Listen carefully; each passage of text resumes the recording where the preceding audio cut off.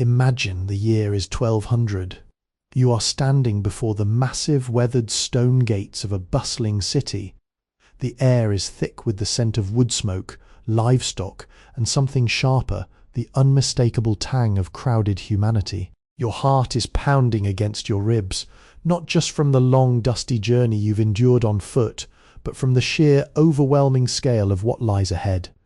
You are a young boy, barely 15, clutching a small worn pouch containing nothing but a loaf of stale bread and the fading hope of finding a better life. Behind these imposing walls, the world you know, the quiet, predictable fields of your village, ceases to exist here.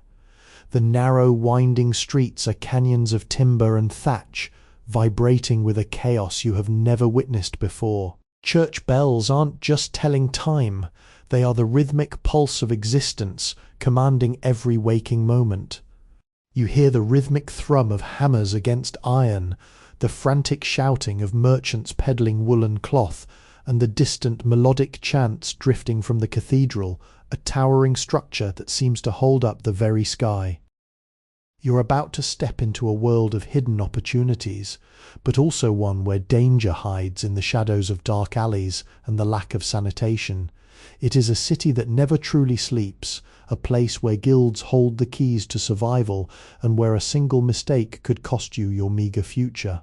The medieval city is a paradox, a vibrant heart of commerce and progress, yet a place where the struggle for a crust of bread is an everyday battle. You take a deep breath, push past the city guards, and vanish into the throng. Your story in this labyrinth of stone and survival begins now.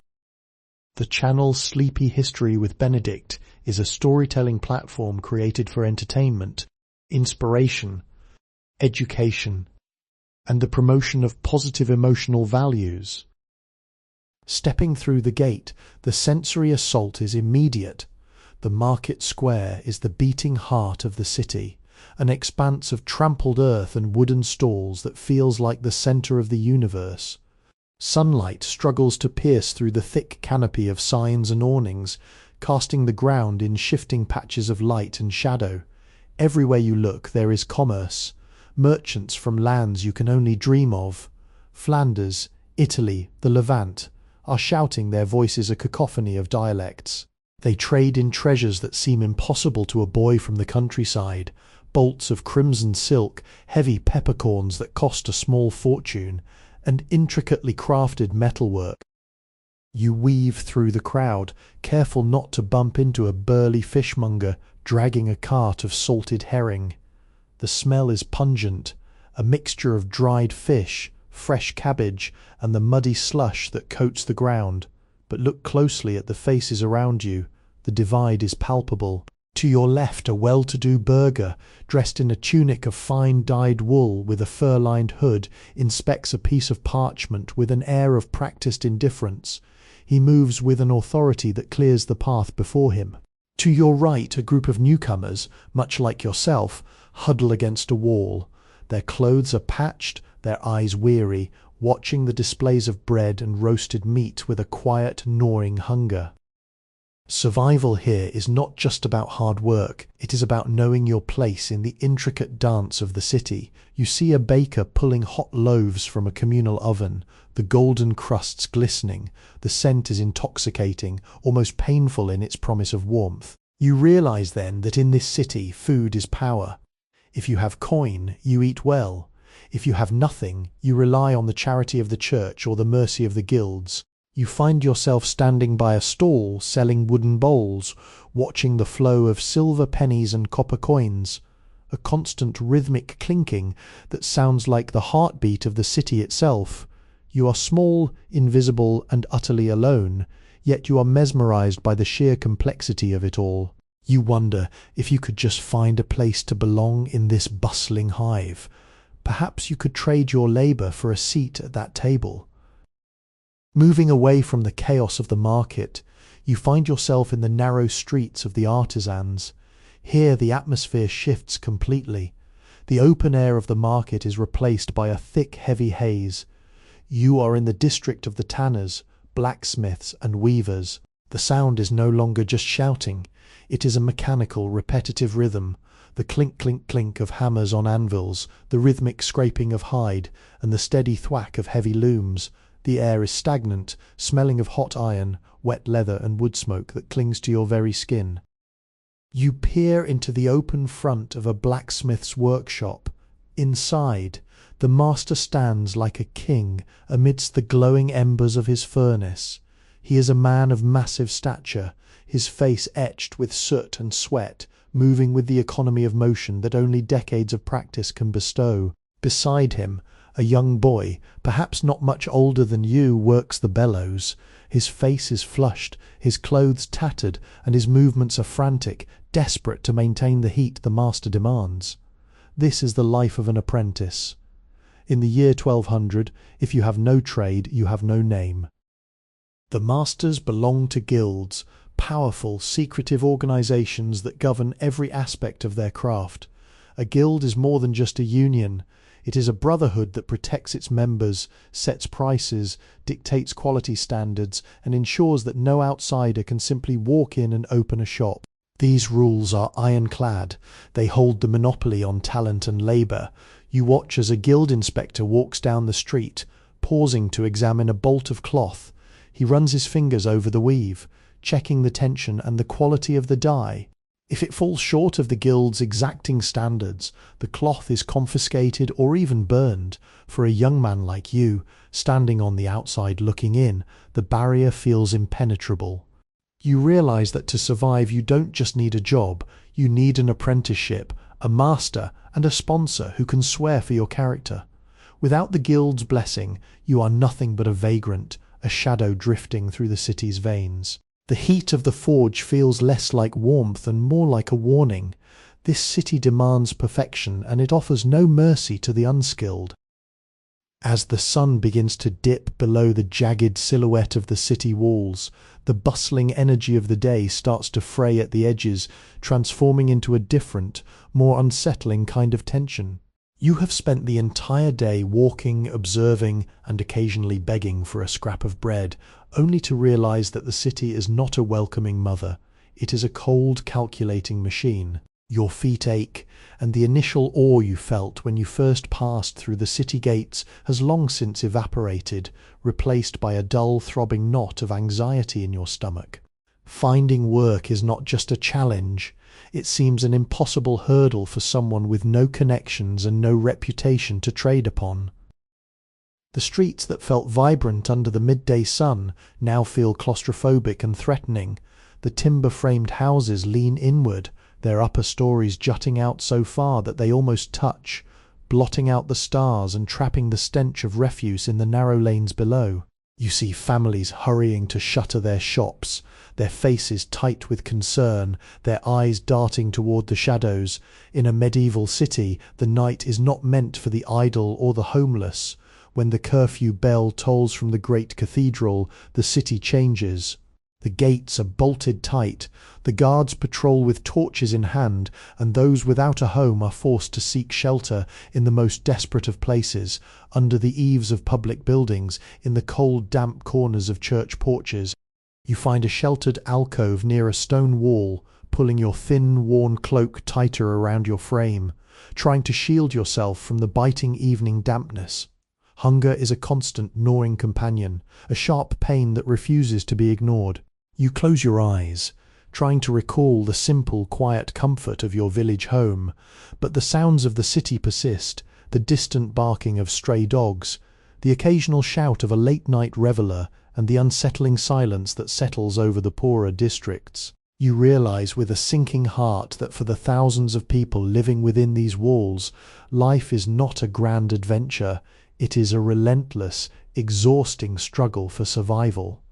You are one of many who have arrived here with dreams of a better life, only to find yourself clinging to existence in the margins of society. The city demands that you pay a price for your presence, if not in coin, then in sweat, labour, and a kind of grim resilience that you are only just beginning to understand. All stories on this channel, Sleepy History with Benedict, are fictional, thoughtfully crafted around historical themes and inspired by real events, figures, and periods, reimagined for engaging storytelling. The content does not represent real individuals, actual events, book documented cases. Any resemblance to real people, animals, or events is purely coincidental. The morning light creeps into your makeshift shelter, bringing with it not the warmth of comfort, but the cold reality of the city's justice system. Before you have even managed to stand, the sound of jeering voices draws you toward the town square. You find yourself caught in the middle of a crowd, a sea of faces, some curious, some mocking, some callously indifferent. In the centre of the square stands the pillory, a wooden contraption that serves as a grim reminder of the price of discord. A local baker, caught cheating on the weight of his loaves, is locked securely within the stocks.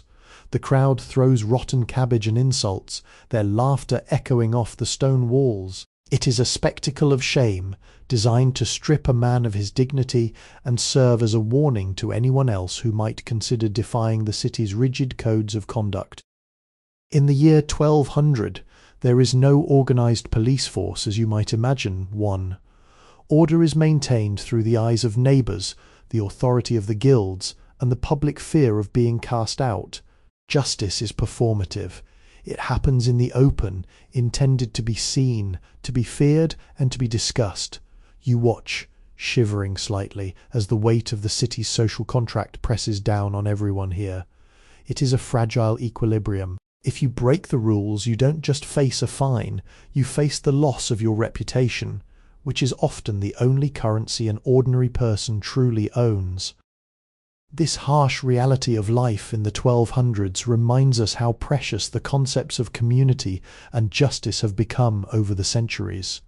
If you find yourself captivated by these journeys into the past and want to support the creation of more immersive historical storytelling, please consider hitting the subscribe button and turning on notifications. By joining the Sleepy History with Benedict community, you help us bring these forgotten worlds back to life, one story at a time. Your engagement, your likes, comments and shares truly makes a difference in allowing this project to continue its exploration of human history. As you turn away from the spectacle of the pillory, a sense of profound unease settles over you. You realize that to survive in this labyrinth, you must navigate not only the physical dangers of the city, but also the invisible, treacherous web of social expectations. Every movement you make, every word you speak, is subject to the scrutiny of those around you. The city is a judge, a jury, and an executioner, all rolled into one, and you are merely a traveller trying to find your footing on shifting, unforgiving ground. As the midday sun climbs higher, the temperature in the narrow, twisting alleys rises, and with it, the pervasive, sickly sweet scent of the city intensifies. You realize that the life of this medieval city is inextricably linked to the accumulation of waste. There are no sanitation departments, no underground sewer networks, and no waste disposal protocols that you would recognize. Everything produced, every scrap of cloth, every bone from a butcher's shop, every bucket of household refuse eventually finds its way into the street. The ground beneath your feet is a thick, compacted mixture of mud, animal dung, and discarded organic material, creating a treacherous sludge that rises higher with every passing month. You watch as a woman living in one of the timber-framed houses above leans out of her window, and with a shout of "Gardy-loo," empties a wooden pail of waste directly into the open gutter below. The splashing liquid splatters across the cobblestones, forcing everyone in the street to scramble for safety. This is the reality of urban hygiene in 1200. The open gutters, often called kennels, are meant to carry off the filth, but they are frequently clogged with refuse, turning into stagnant, festering rivers that seep into the foundations of buildings and permeate the very air you breathe. The smell is constant, a physical weight that clings to your clothing and your hair, a relentless reminder that the city is essentially a biological pressure cooker. Yet there is a fascinating resilience to the people who live here. You see groups of men hired by the parish to clear the main thoroughfares, shoveling the muck into carts to be hauled outside the city walls to the lay stalls or dung heaps. People have developed an intuitive understanding of the risks. You notice how they carefully avoid stagnant pools of water, and how the more affluent citizens burn fragrant herbs or carry pomanders filled with spices to mask the odours. You learn that the city is in a perpetual state of cleaning and cluttering, a cycle that never truly ends. In this environment, water is a precious, often dangerous commodity. You observe the public conduits and communal wells where people gather to draw water for cooking and washing. You see how the location of a well relative to the cesspits, which are often just deep pits dug in backyards, is a matter of life and death, though the connection between filth and disease is only dimly understood. You are beginning to grasp that survival here is not just about avoiding criminals or finding a master, it is about navigating the invisible dangers of the environment itself. Your body, already weakened by travel, is forced to adapt to this atmosphere, and you realize that your health is the most fragile asset you possess in this crowded, indifferent stone labyrinth. You learn to walk with purpose, avoiding the center of the street and choosing your drinking water with a caution born of survival instinct. The city does not care if you live or die, but you care, and that is what matters. While the stench of the streets is the city's visceral reality, the sound of the bells is its soul. You quickly learn that your life is not governed by the rising and setting of the sun alone, but by the relentless commanding tolling of the cathedral bells. They mark the canonical hours: matins, prime, terce, sext, none, vespers, and compline. Whether you are a master merchant with coffers of silver or a destitute boy wandering the mud-slicked alleys, the bells dictate when you wake, when you work, and when you pray. They are the voice of the church, an institution that stands as the absolute pillar of life in 1200. The cathedral itself is a marvel, a mountain of limestone and stained glass that dwarfs everything else in the city. When you finally step through its heavy iron-bound doors, the world of noise, filth, and anxiety seems to vanish. The air here is cool and still, smelling faintly of frankincense and beeswax candles.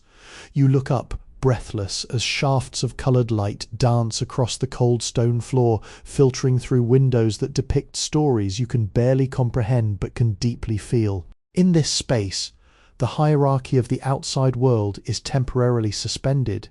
You see a wealthy guildmaster kneeling beside a shivering beggar, both of them humbled before the same altar. The church is more than just a place of worship. It is the centre of social welfare, education, and political power. It is here that you hear rumours of distant crusades, of kings and bishops, and of the cosmic struggle between good and evil that frames every aspect of medieval existence.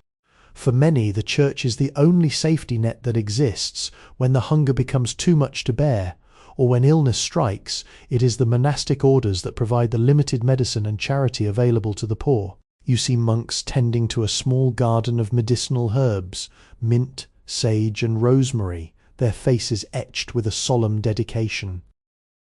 Yet even in the beauty of the cathedral, you are reminded of the intensity of medieval faith. It is not a gentle, passive belief. It is a fire that burns with the fear of the afterlife and the hope of salvation. People carry their small wooden crucifixes like talismans, whispering prayers as they navigate the dangers of the day. You realize that for these people, the supernatural is not a distant concept. It is as real and present as the stone walls surrounding you.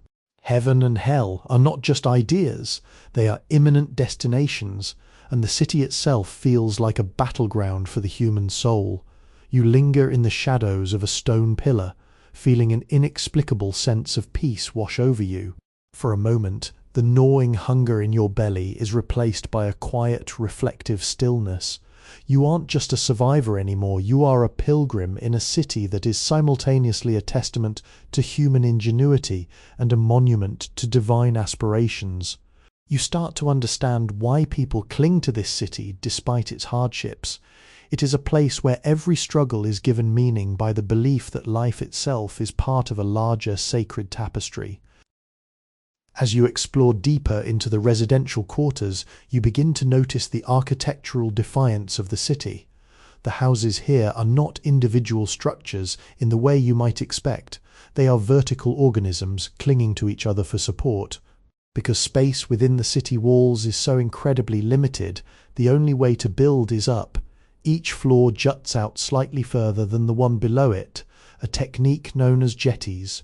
As you walk down these narrow lanes, the top floors of the houses on opposite sides of the street nearly meet, creating a permanent twilight where the sun rarely touches the ground. These are not merely houses, they are fortresses of domesticity. Behind the heavy wooden doors of these structures lies a world of cramped, complex utility.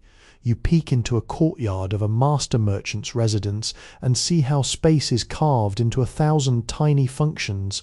There are hidden staircases, concealed storage lofts where precious wool and spices are kept, and small dark chambers tucked beneath the rafters where servants sleep. In a city where square footage is wealth, every inch has a purpose.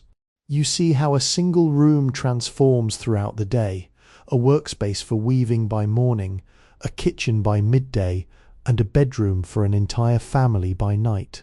The architecture is a direct reflection of the social hierarchy. The higher up you go, the cleaner and more private the air becomes, while the ground floors are often workshops, storage, or communal spaces that bleed out into the street. The ingenuity required to sustain a household in such tight quarters is staggering, yet even in these dark, crowded homes, there is an attempt at beauty. You see intricate wood carvings on door frames, colourful tapestries meant to hold in the heat during the biting winters, and small, well-tended shrines to patron saints in the corners of living spaces. It is a reminder that even when the world is compressed and chaotic, the human spirit seeks to define its own sanctuary. It makes you realize how much of history is hidden, not in grand cathedrals, but in the quiet, cramped corners of ordinary lives. As we continue to reconstruct these lost moments of history, your support becomes the foundation of our work. If you have been finding these glimpses into the 1200s both educational and relaxing, please take a moment to subscribe and share this video with others who appreciate the deep, quiet stories of the past. Your support allows the Sleepy History with Benedict channel to continue exploring the hidden architecture of human life across different eras. Please leave a comment below if you lived in a city where space was the ultimate luxury. What is one thing you would never be willing to part with? We love reading your insights and building this community together. You stand back and watch the sunset light catch the timber beams of a looming house. It looks precarious, as if the entire street might tip over, yet it has stood for generations. You realize that this city is built on layers of history, each building hiding the secrets of those who came before. You feel a strange sense of belonging, a temporary resident in a city that holds more stories than there are cobblestones in the ground. You're learning to read the language of the walls, understanding that every creak of timber and every shadow in a hallway has a tale to tell, if only you are willing to listen. As evening descends once more, you find yourself watching the flickers of candlelight through the windows of the houses around you. It is a beautiful, intimate sight, but to any resident of this city, it is also a terrifying one. In a city built almost entirely of timber, thatch and pitch, fire is the ultimate predator. It is the silent, lurking enemy that everyone fears, yet everyone relies upon. You see iron baskets hanging from street corners, containing flickering torches meant to light the way, and you watch as a night watchman carefully extinguishes his lantern before heading into the dark. One dropped ember, one moment of carelessness in a weaver's workshop, or a hearth left unattended in a bakery, and the entire neighborhood could be reduced to ash within hours.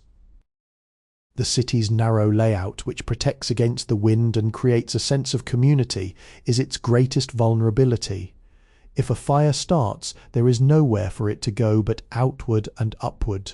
You see the buckets, always present, always filled with water or sand, positioned strategically in every hall and alleyway. These are not just household items, they are the front line of defense. The law is strict. In many quarters, it is forbidden to keep large fires burning after the curfew bell. The curfew itself, a word derived from the French couvre-feu or cover the fire, is a literal instruction. It is the sound that reminds every citizen to rake their ashes and extinguish their flames. You find yourself walking past a blacksmith's shop, smelling the faint, acrid, lingering smoke from the day's work. The fear of fire is etched into the faces of the people. You notice how they build their chimneys out of stone whenever they can afford it. A status symbol that is as much about survival as it is about wealth.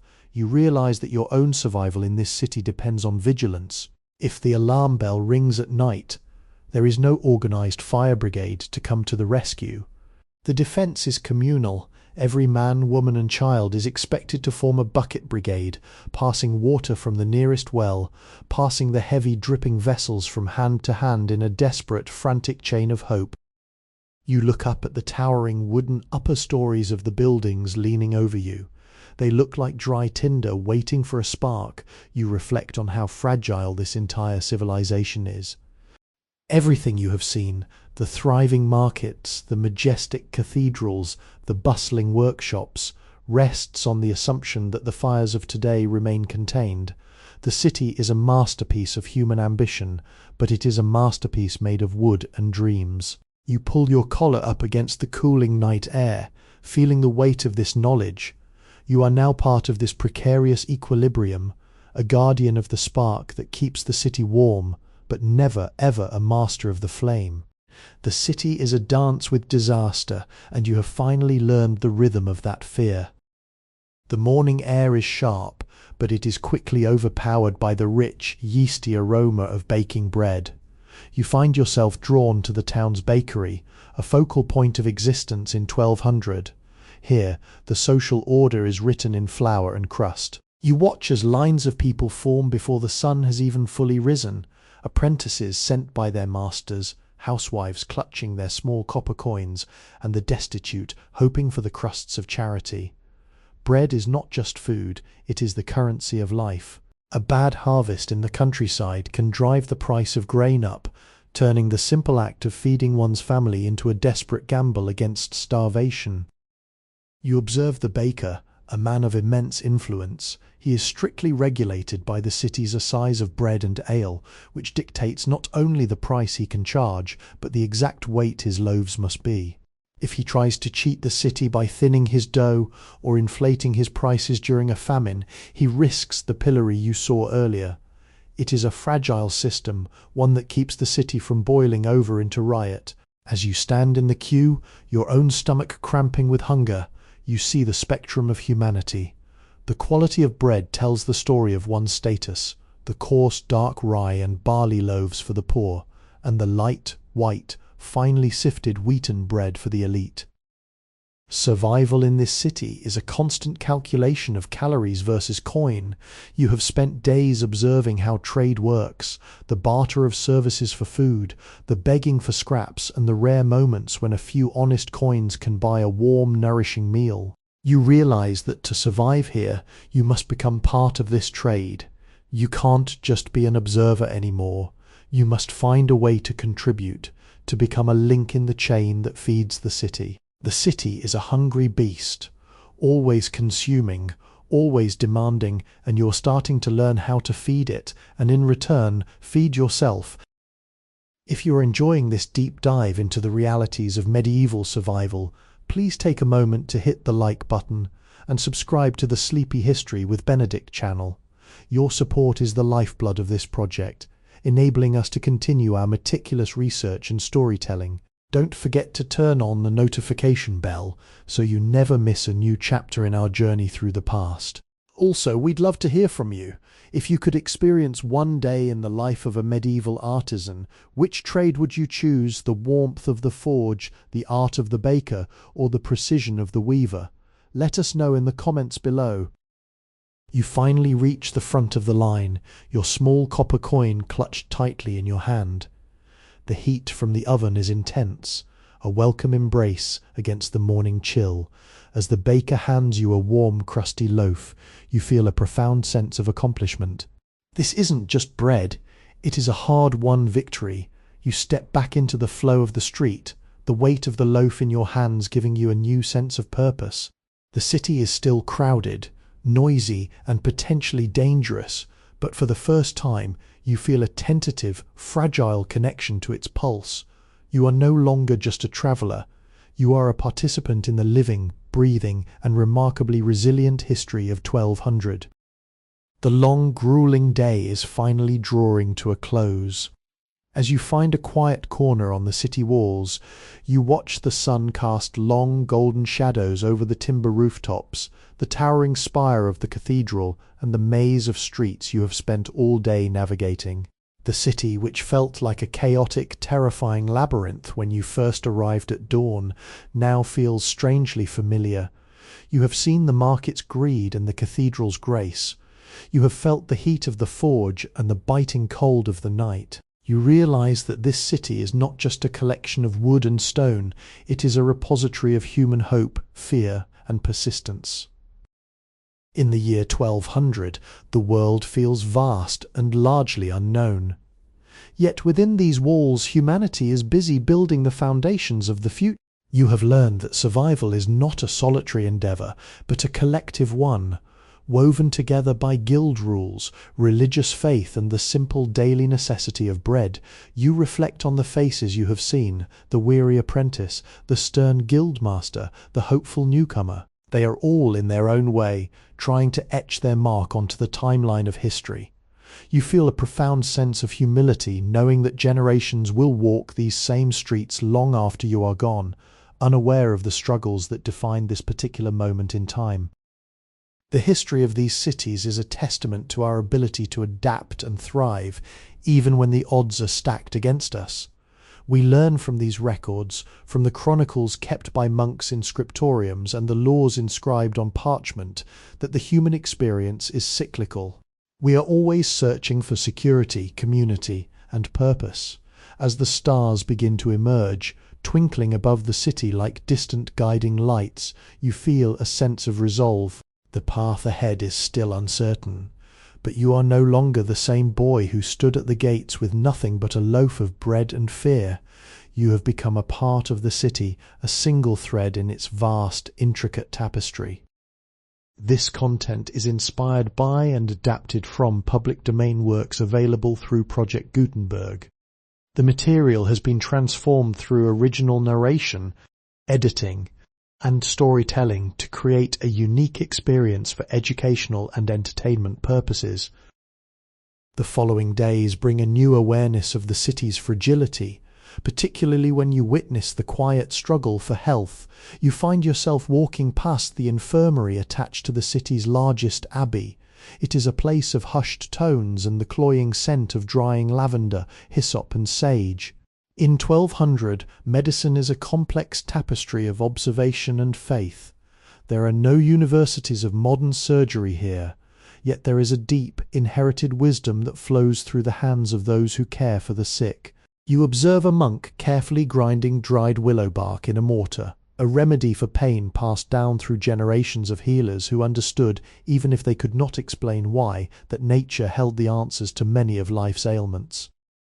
The understanding of the human body is still heavily influenced by the theory of the four humours: blood, yellow bile, black bile, and phlegm. You overhear a local physician explaining that illness is an imbalance, a disruption in the harmony of the body that must be corrected through diet, herbal tinctures, and occasionally the controlled release of blood. To your modern eyes, it might seem archaic, but here it is a logical framework for survival. It provides a way to categorize the chaos of disease and offer a path to recovery. You see the compassion of the nursing brothers who tend to the elderly, the injured apprentices, and those suffering from the fevers that haunt the overcrowded districts. This is where the city's heart is most visible. Despite the lack of scientific understanding, there is a profound dedication to the concept of cura, care. The belief that one has a moral obligation to help their neighbour in distress is the glue that prevents the city from shattering under the weight of its own population.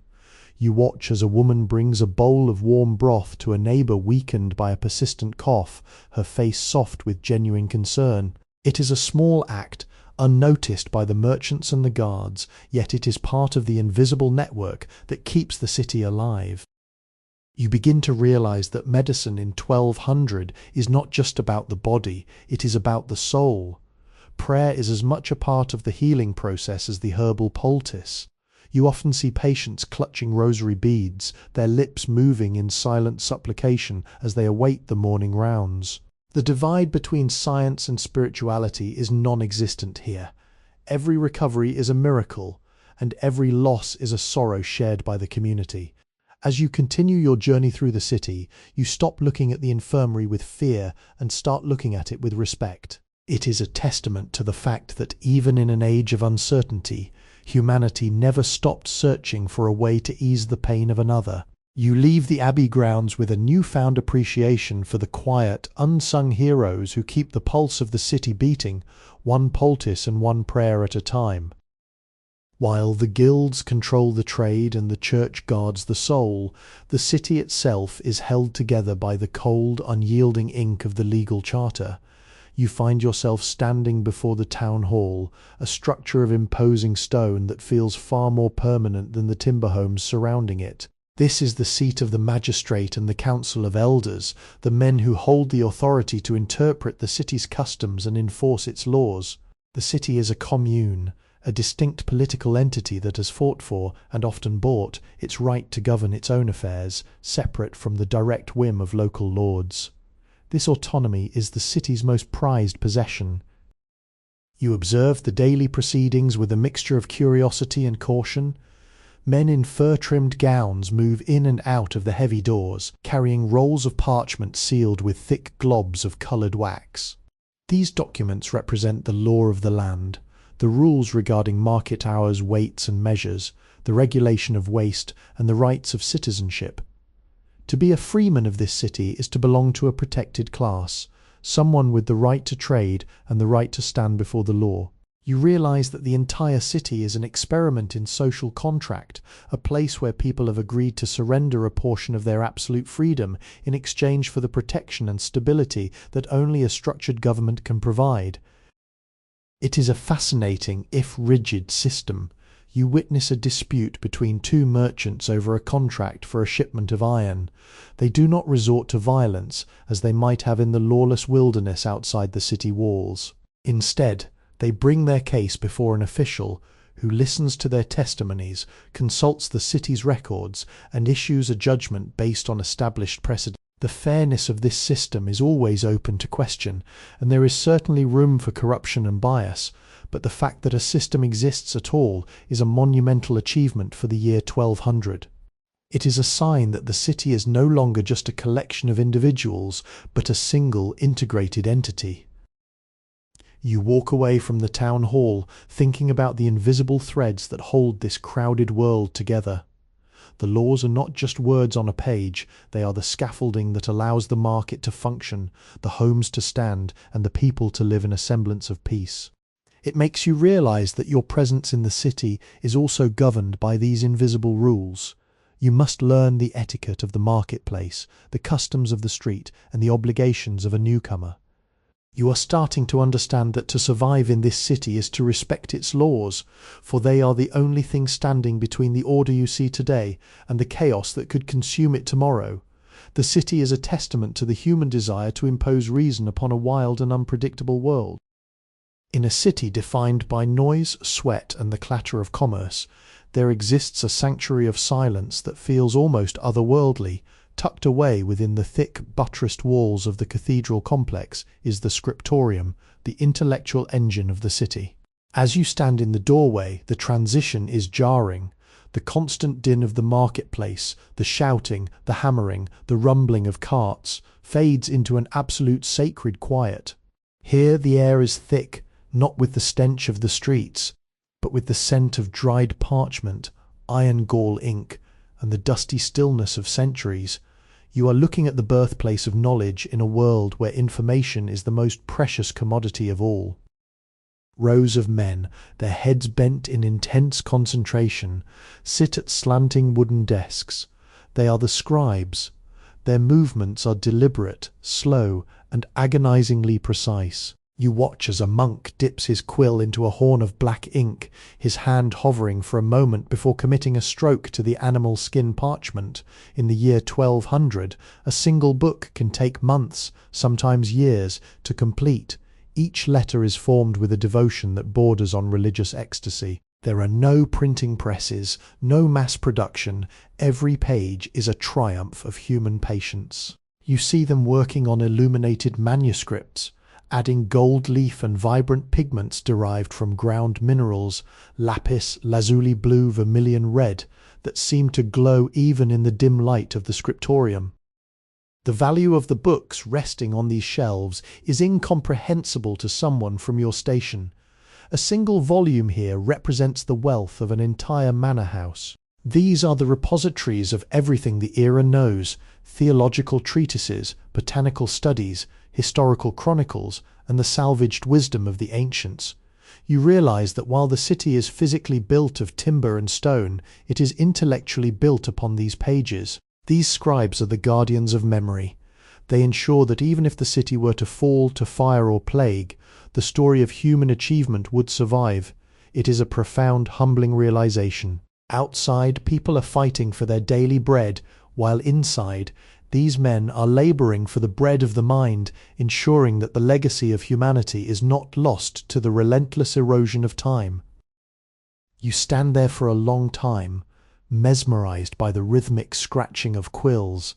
It occurs to you that you are witnessing the thin, fragile line that separates civilization from oblivion. Every word written here is an anchor, keeping the city connected to the past and providing a roadmap for the future. You feel like an intruder in this hallowed space, yet you cannot pull yourself away. You are seeing the very heartbeat of history recorded in ink and gold. As you eventually step back out into the bright, chaotic sunlight of the street, the world looks different to you. The noisy market and the imposing cathedral now seem like a story. And you finally understand that the city is not just a place where people live, it is a narrative being written in real time, day by day, century by century. The city lives by the clock of the bells, but it breathes by the rhythm of the seasons. You have arrived during a period of transition, and you are beginning to notice a subtle yet pervasive anxiety that underlies everything. The summers here are glorious, filled with the warmth of harvest and the frantic energy of trade, but the people talk of the winters as if they are a tangible, encroaching beast. In this era, the climate is shifting, a phenomenon you feel in the lengthening shadows and the way the air turns brittle and sharp long before it should. This is the dawn of a colder age, a time when the harvests are becoming less predictable, and the grain that feeds the city's population is no longer as bountiful as it once was. You watch as the city prepares for the cold. It is a massive coordinated effort that touches every household. In the market, the trade in salt, dried fish, and preserved meats reaches a fever pitch. You see wood sellers bringing in massive carts of timber, their faces grim, knowing that heat is not a luxury, but a requirement for survival. The architecture itself seems to brace against the coming freeze. Straw and reeds are stuffed into the gaps in the timber walls, and heavy shutters are reinforced. There is a primal urgency to this preparation, a collective recognition that the city is an island of warmth in a cooling world. The changing climate affects everything. You notice how the prices of basic staples fluctuate, the merchants watching the skies with a desperation that goes beyond simple greed. A late frost or an early snow is not just an inconvenience, it is a threat to the foundation of the city's order. You see the poor who have the least protection against the elements, huddling in the communal spaces, their eyes fixed on the grey, heavy clouds. Yet there is a strange beauty in this struggle. When the first snow eventually falls, dusting the narrow streets in a soft white shroud, the city's noise is muffled, replaced by a quiet, reverent hush. The people emerge, wrapped in heavy wool, their breath hitching in the cold air, to clear the paths and ensure the flow of life continues. You realize that your journey here is framed by this struggle. You are witnessing a civilization that is constantly negotiating with nature, constantly adapting to the whims of an environment that is far more powerful than the stone walls they have built. The Little Ice Age is not a distant academic concept. It is the reality of daily life. It forces you to appreciate the warmth of a simple hearth, the taste of a hot meal, and the resilience of those who call this place home.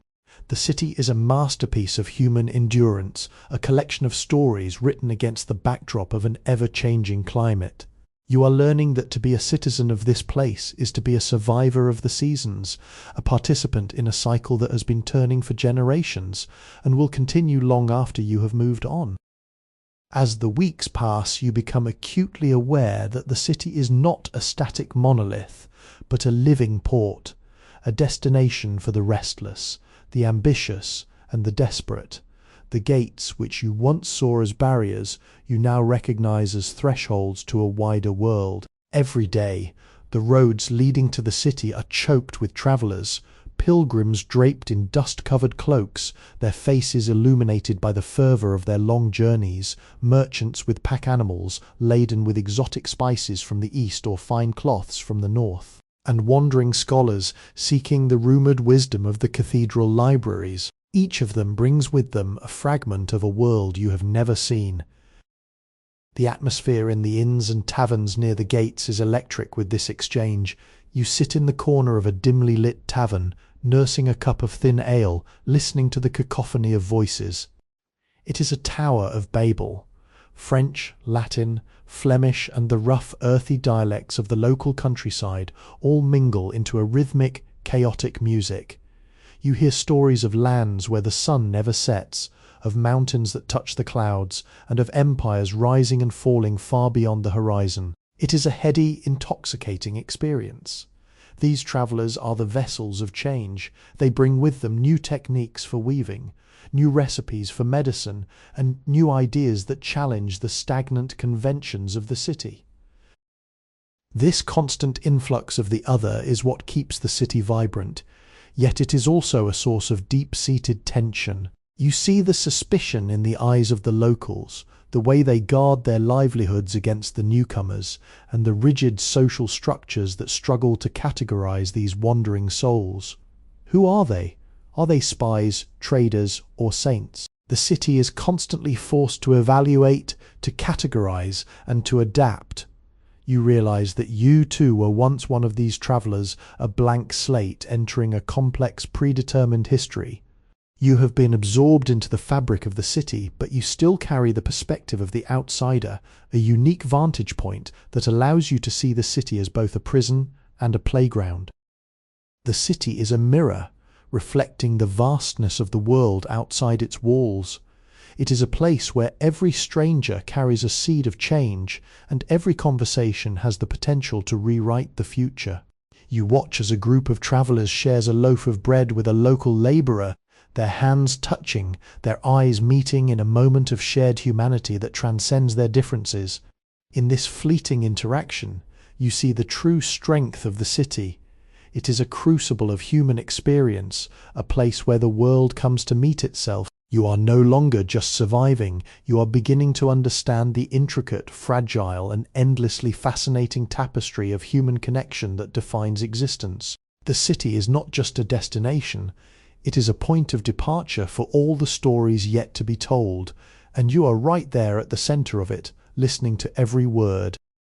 Amidst the constant clatter of iron on stone and the shouting of vendors, there exists another, softer layer of the city's soundscape as the sun begins to fade, casting a long, amber glow over the market square. You hear the rhythmic plucking of a lute string. It is a minstrel, a traveller of low social standing but high cultural importance, standing on a wooden crate. His clothes are worn and colourful, his face weathered by the road, but his voice is clear and compelling. He doesn't just play for coin, he plays to weave the scattered experiences of the city into a shared narrative. A small crowd begins to gather, their faces losing that hard defensive edge that defines their daily struggle. In a world where news travels no faster than a horse, these wandering musicians are the vital conduits of information and imagination. They sing ballads of heroic deeds from distant lands, of tragic romances that echo the hidden sorrows of the listeners, and of satirical verses that poke fun at the powerful. A dangerous game, but one that provides a much-needed outlet for the frustrations of the common folk.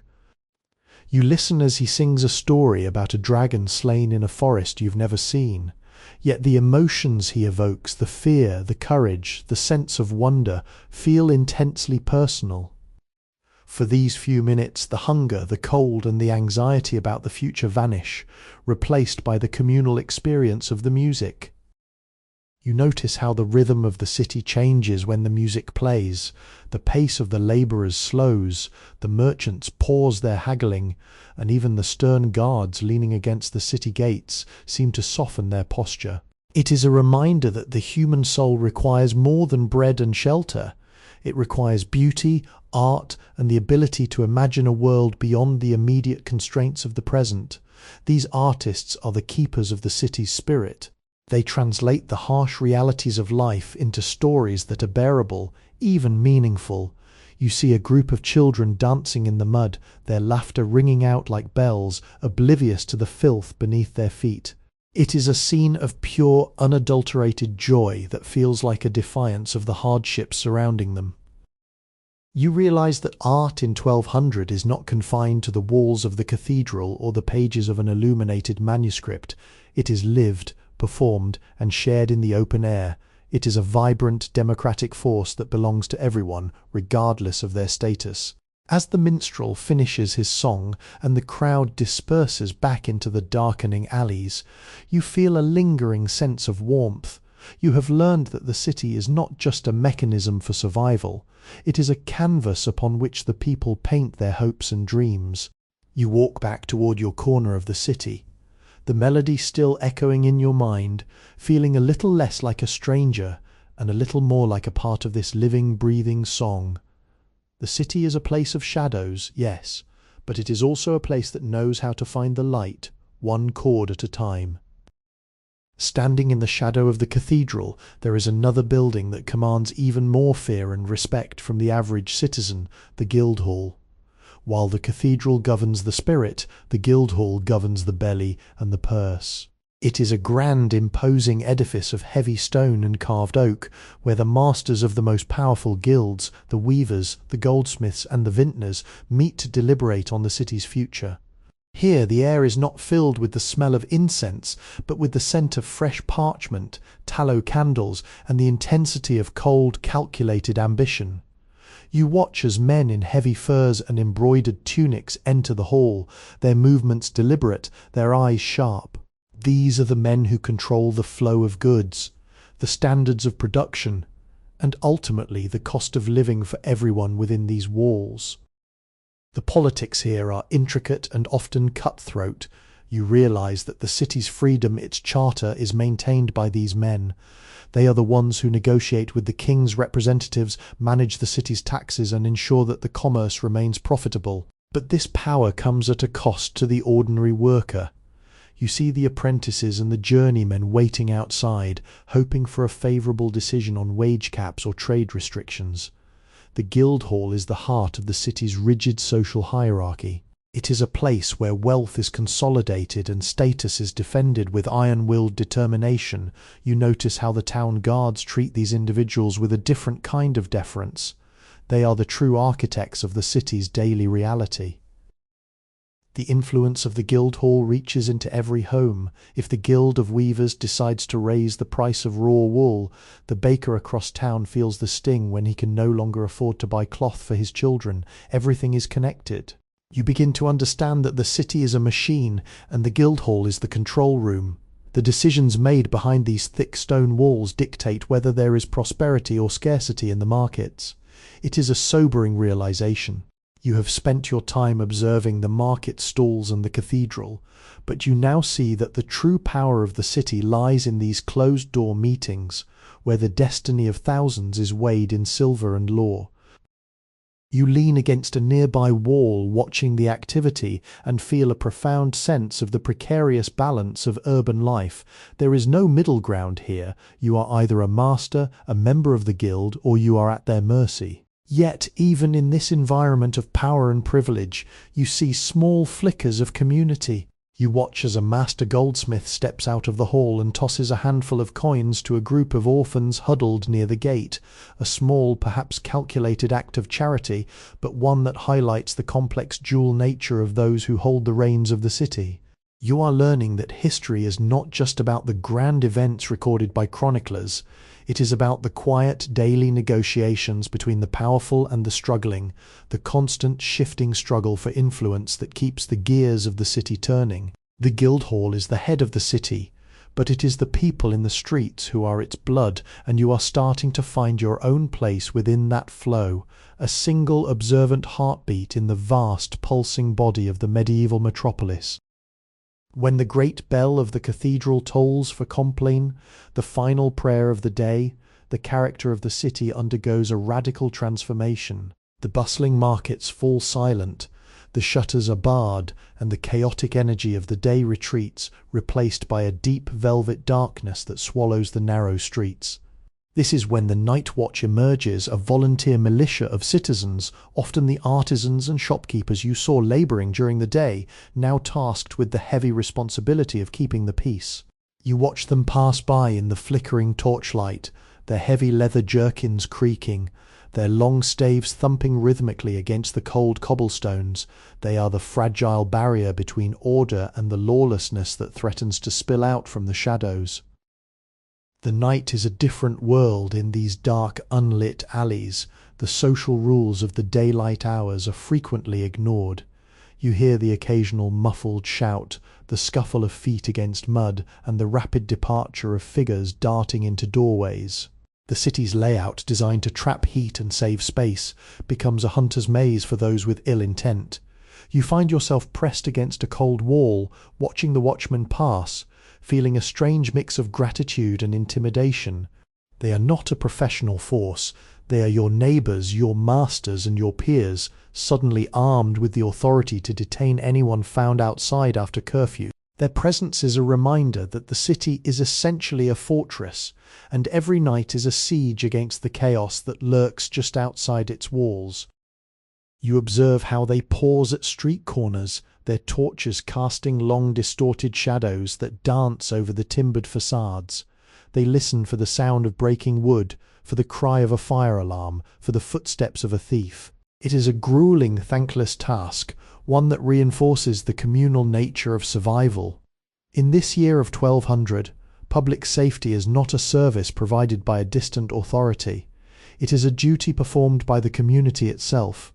You realize that to live here is to accept the responsibility of the night. If you hear a cry for help, it is your voice that is expected to join the chorus, and your lantern that is expected to join the light. As the hours drift by, the city takes on an eerie, monumental silence. You feel the weight of the massive stone walls protecting you, yet you are acutely aware of how thin that protection truly is. The night watch eventually fades into the distance, their voices becoming faint murmurs against the steady, rhythmic sound of the wind whipping through the high-pitched roofs. You are left alone with your thoughts in the dark, and for the first time you truly understand the vulnerability of this urban existence. The city is a masterpiece of light and structure, but it is built upon the fragile, flickering defiance of the night. You drift into a fitful sleep, comforted only by the knowledge that the watch is moving, that the city is breathing, and that even in the deepest, darkest hours, the collective effort to survive never truly rests. There are days when the grey stone and soot-stained timber of the city seem to vanish, hidden beneath a sudden vibrant explosion of colour. You wake to the sound of trumpets, not the urgent alarmist blasts of a fire or a guard's patrol, but the soaring melodic calls of a festival. It is the feast day of the city's patron saint, and the transformation is nothing short of miraculous. Where yesterday there were only muddy gutters and grim, focused faces, today there are ribbons tied to every shutter, fragrant garlands of wildflowers draped over tavern signs, and a collective pulse of excitement that seems to lift the very ground beneath your feet. You follow the crowd toward the central square where a temporary stage has been erected. Here, the rigid hierarchy of the guilds and the weary tension of the merchants are momentarily set aside. You see the master smith dancing with the baker's daughter, their laughter bright and unrestrained. The air is filled with the scent of roasted meats, sweet wine, and the unfamiliar spicy aroma of cakes baked with imported cinnamon and honey. This is the city's way of breathing, a necessary release, a communal exhale that allows the people to remember why they endure the hardship, the filth, and the relentless labour of the other 364 days of the year. The festival is a sensory overload. You watch as acrobats from distant lands tumble across the cobblestones, their movements liquid and daring, while a chorus of townsfolk sings songs that have been passed down through generations. There is no talk of the price of grain or the threat of fire here. For today the world is defined by the rhythm of the dance and the warmth of shared bread. You realize that these moments of collective joy are the glue that binds the city together. They provide a sense of belonging that transcends your status, your trade, or your history. In the circle of the dance, you are not a newcomer or a wanderer, you are simply part of the city's living soul. You find yourself drawn into the throng, your feet moving to the beat of a drum you didn't know you could feel.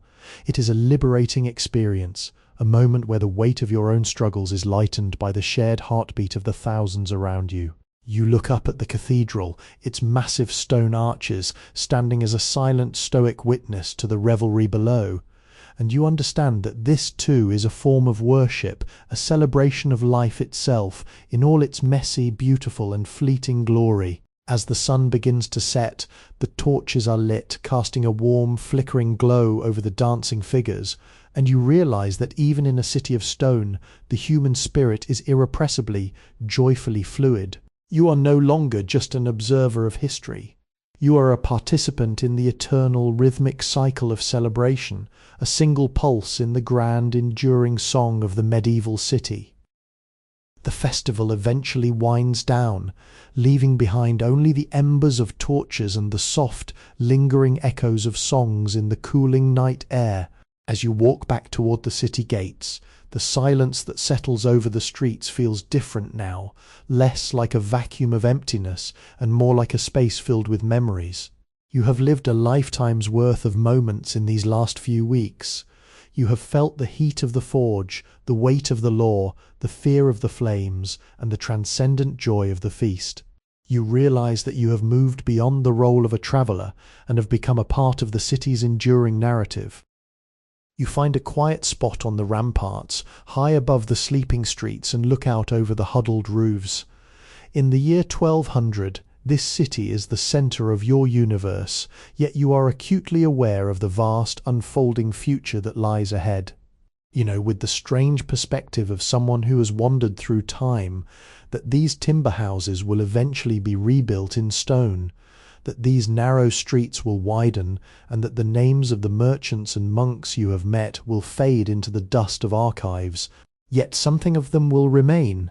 The resilience, the creativity, and the fundamental human need for community that you have witnessed. These are the threads that weave the tapestry of all history.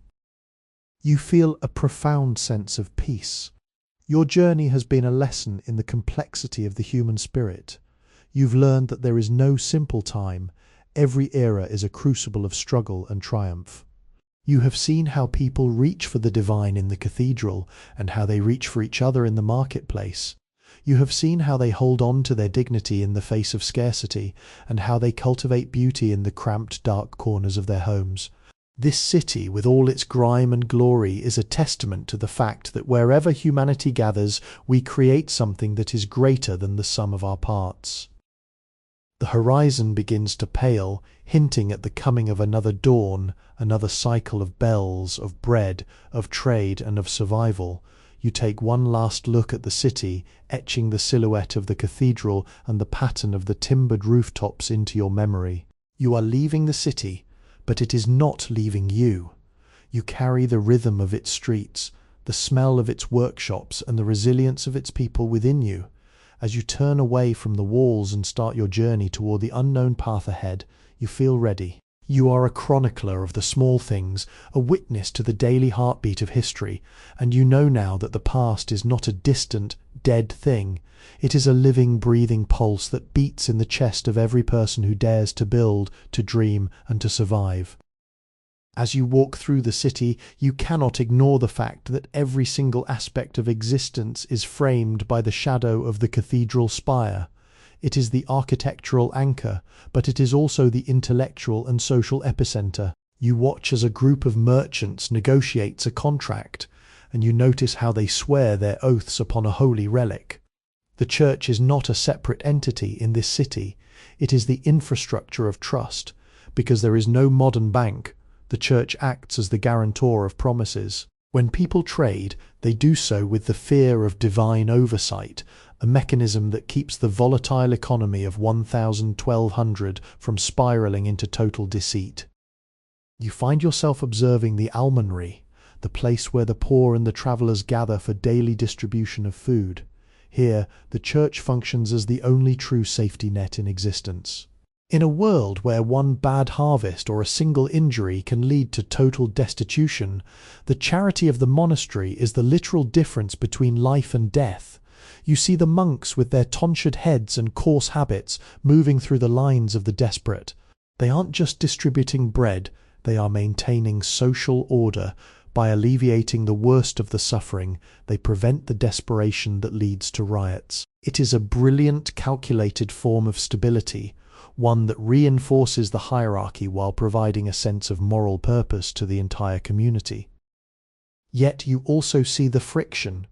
You overhear arguments in the taverns about the wealth of the monasteries, the tithing that takes 1/10 of every person's meagre earnings, and the perceived corruption of some of the higher-ranking officials.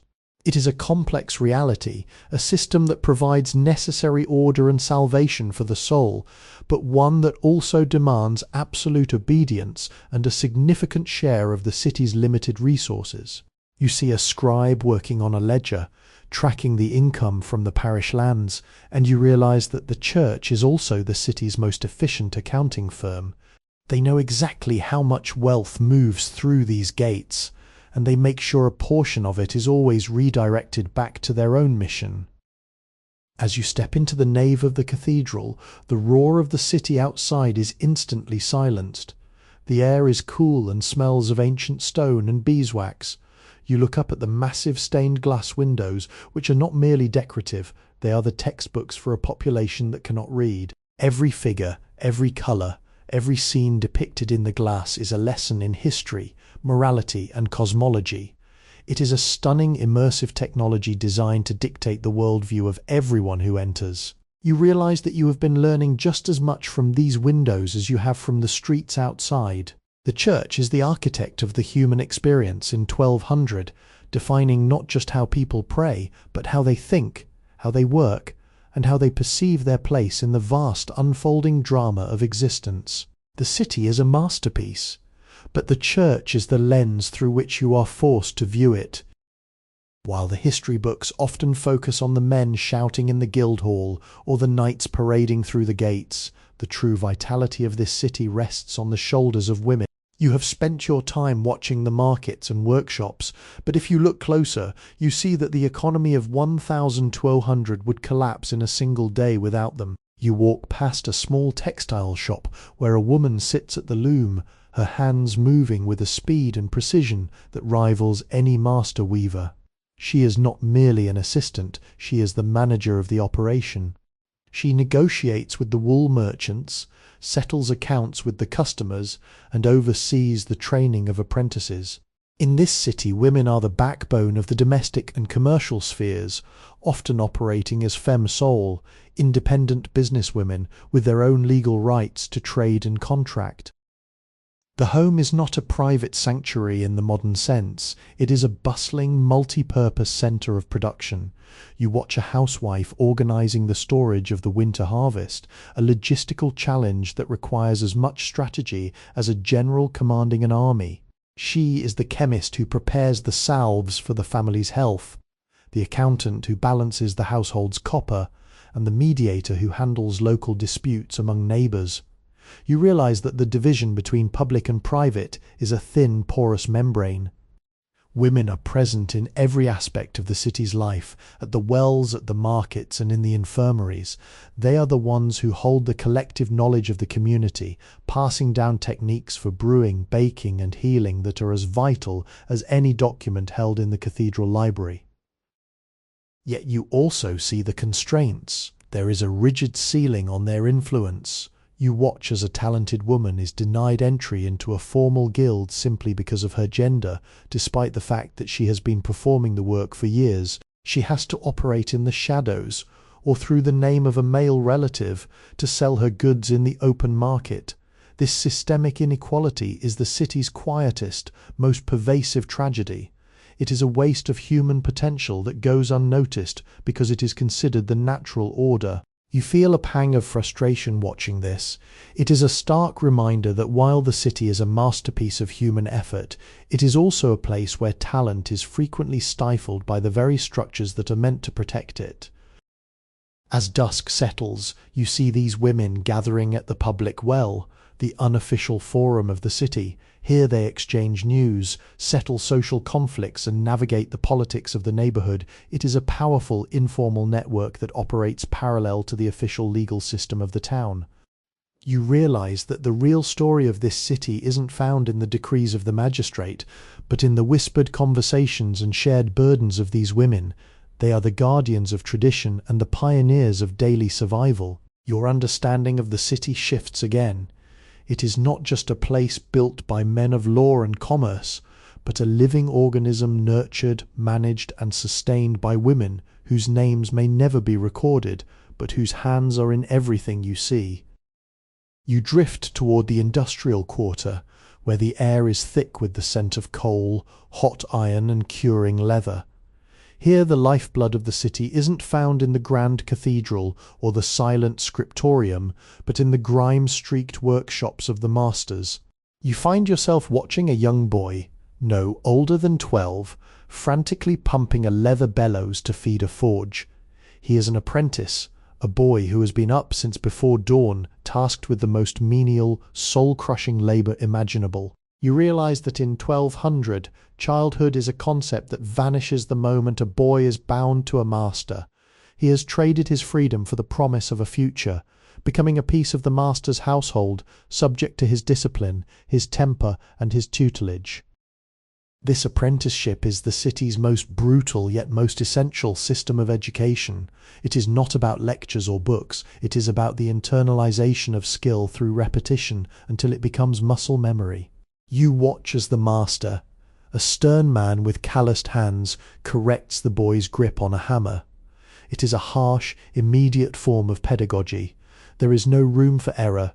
A poorly crafted iron tool could mean a loss of coin, a broken contract, or a reputation ruined in the marketplace. You see the silent hierarchy of the workshop, the senior journeymen who have already served their time, the younger apprentices who are still learning the basics of handling raw materials, and the master who holds the keys to the entire operation. You learn that this system is about more than just craft. It is about character. The master is responsible for the boy's morality as much as his mechanical ability. You see the master taking the apprentices to Sunday Mass, ensuring they are dressed properly and behave with the decorum required of the guild. They are being moulded into the next generation of citizens, people who understand the value of work, the weight of a debt, and the pride of a craft well done. It is a system built on total obedience and absolute commitment. You think about the thousands of boys who pass through these doors, most of whom will spend their entire lives as journeymen, never reaching the level of master because they lack the capital or the influence. It is a pyramid scheme of ambition where success is a rare, hard-won commodity. Yet despite the exhaustion and the drudgery, you catch a moment of quiet pride. You see one of the apprentices successfully hardening a blade, his eyes wide with the realization that he has created something functional, something enduring. For a fleeting second, the dirt and the exhaustion are forgotten. He has made his mark, however small, on the physical world. This is the goal of the city, to turn raw, unformed potential into a reliable gear in the machine of the metropolis. As you walk away, the sound of rhythmic hammering follows you down the street, a metallic heartbeat that defines the city's persistence. You realize that the city does not just survive, it reproduces itself, one apprentice at a time, ensuring that the skills and traditions of this age will carry over into the next, even as the masters and the boys eventually fade away into the history they helped build. As you navigate deeper into the heart of the city, the sheer density of existence becomes almost claustrophobic.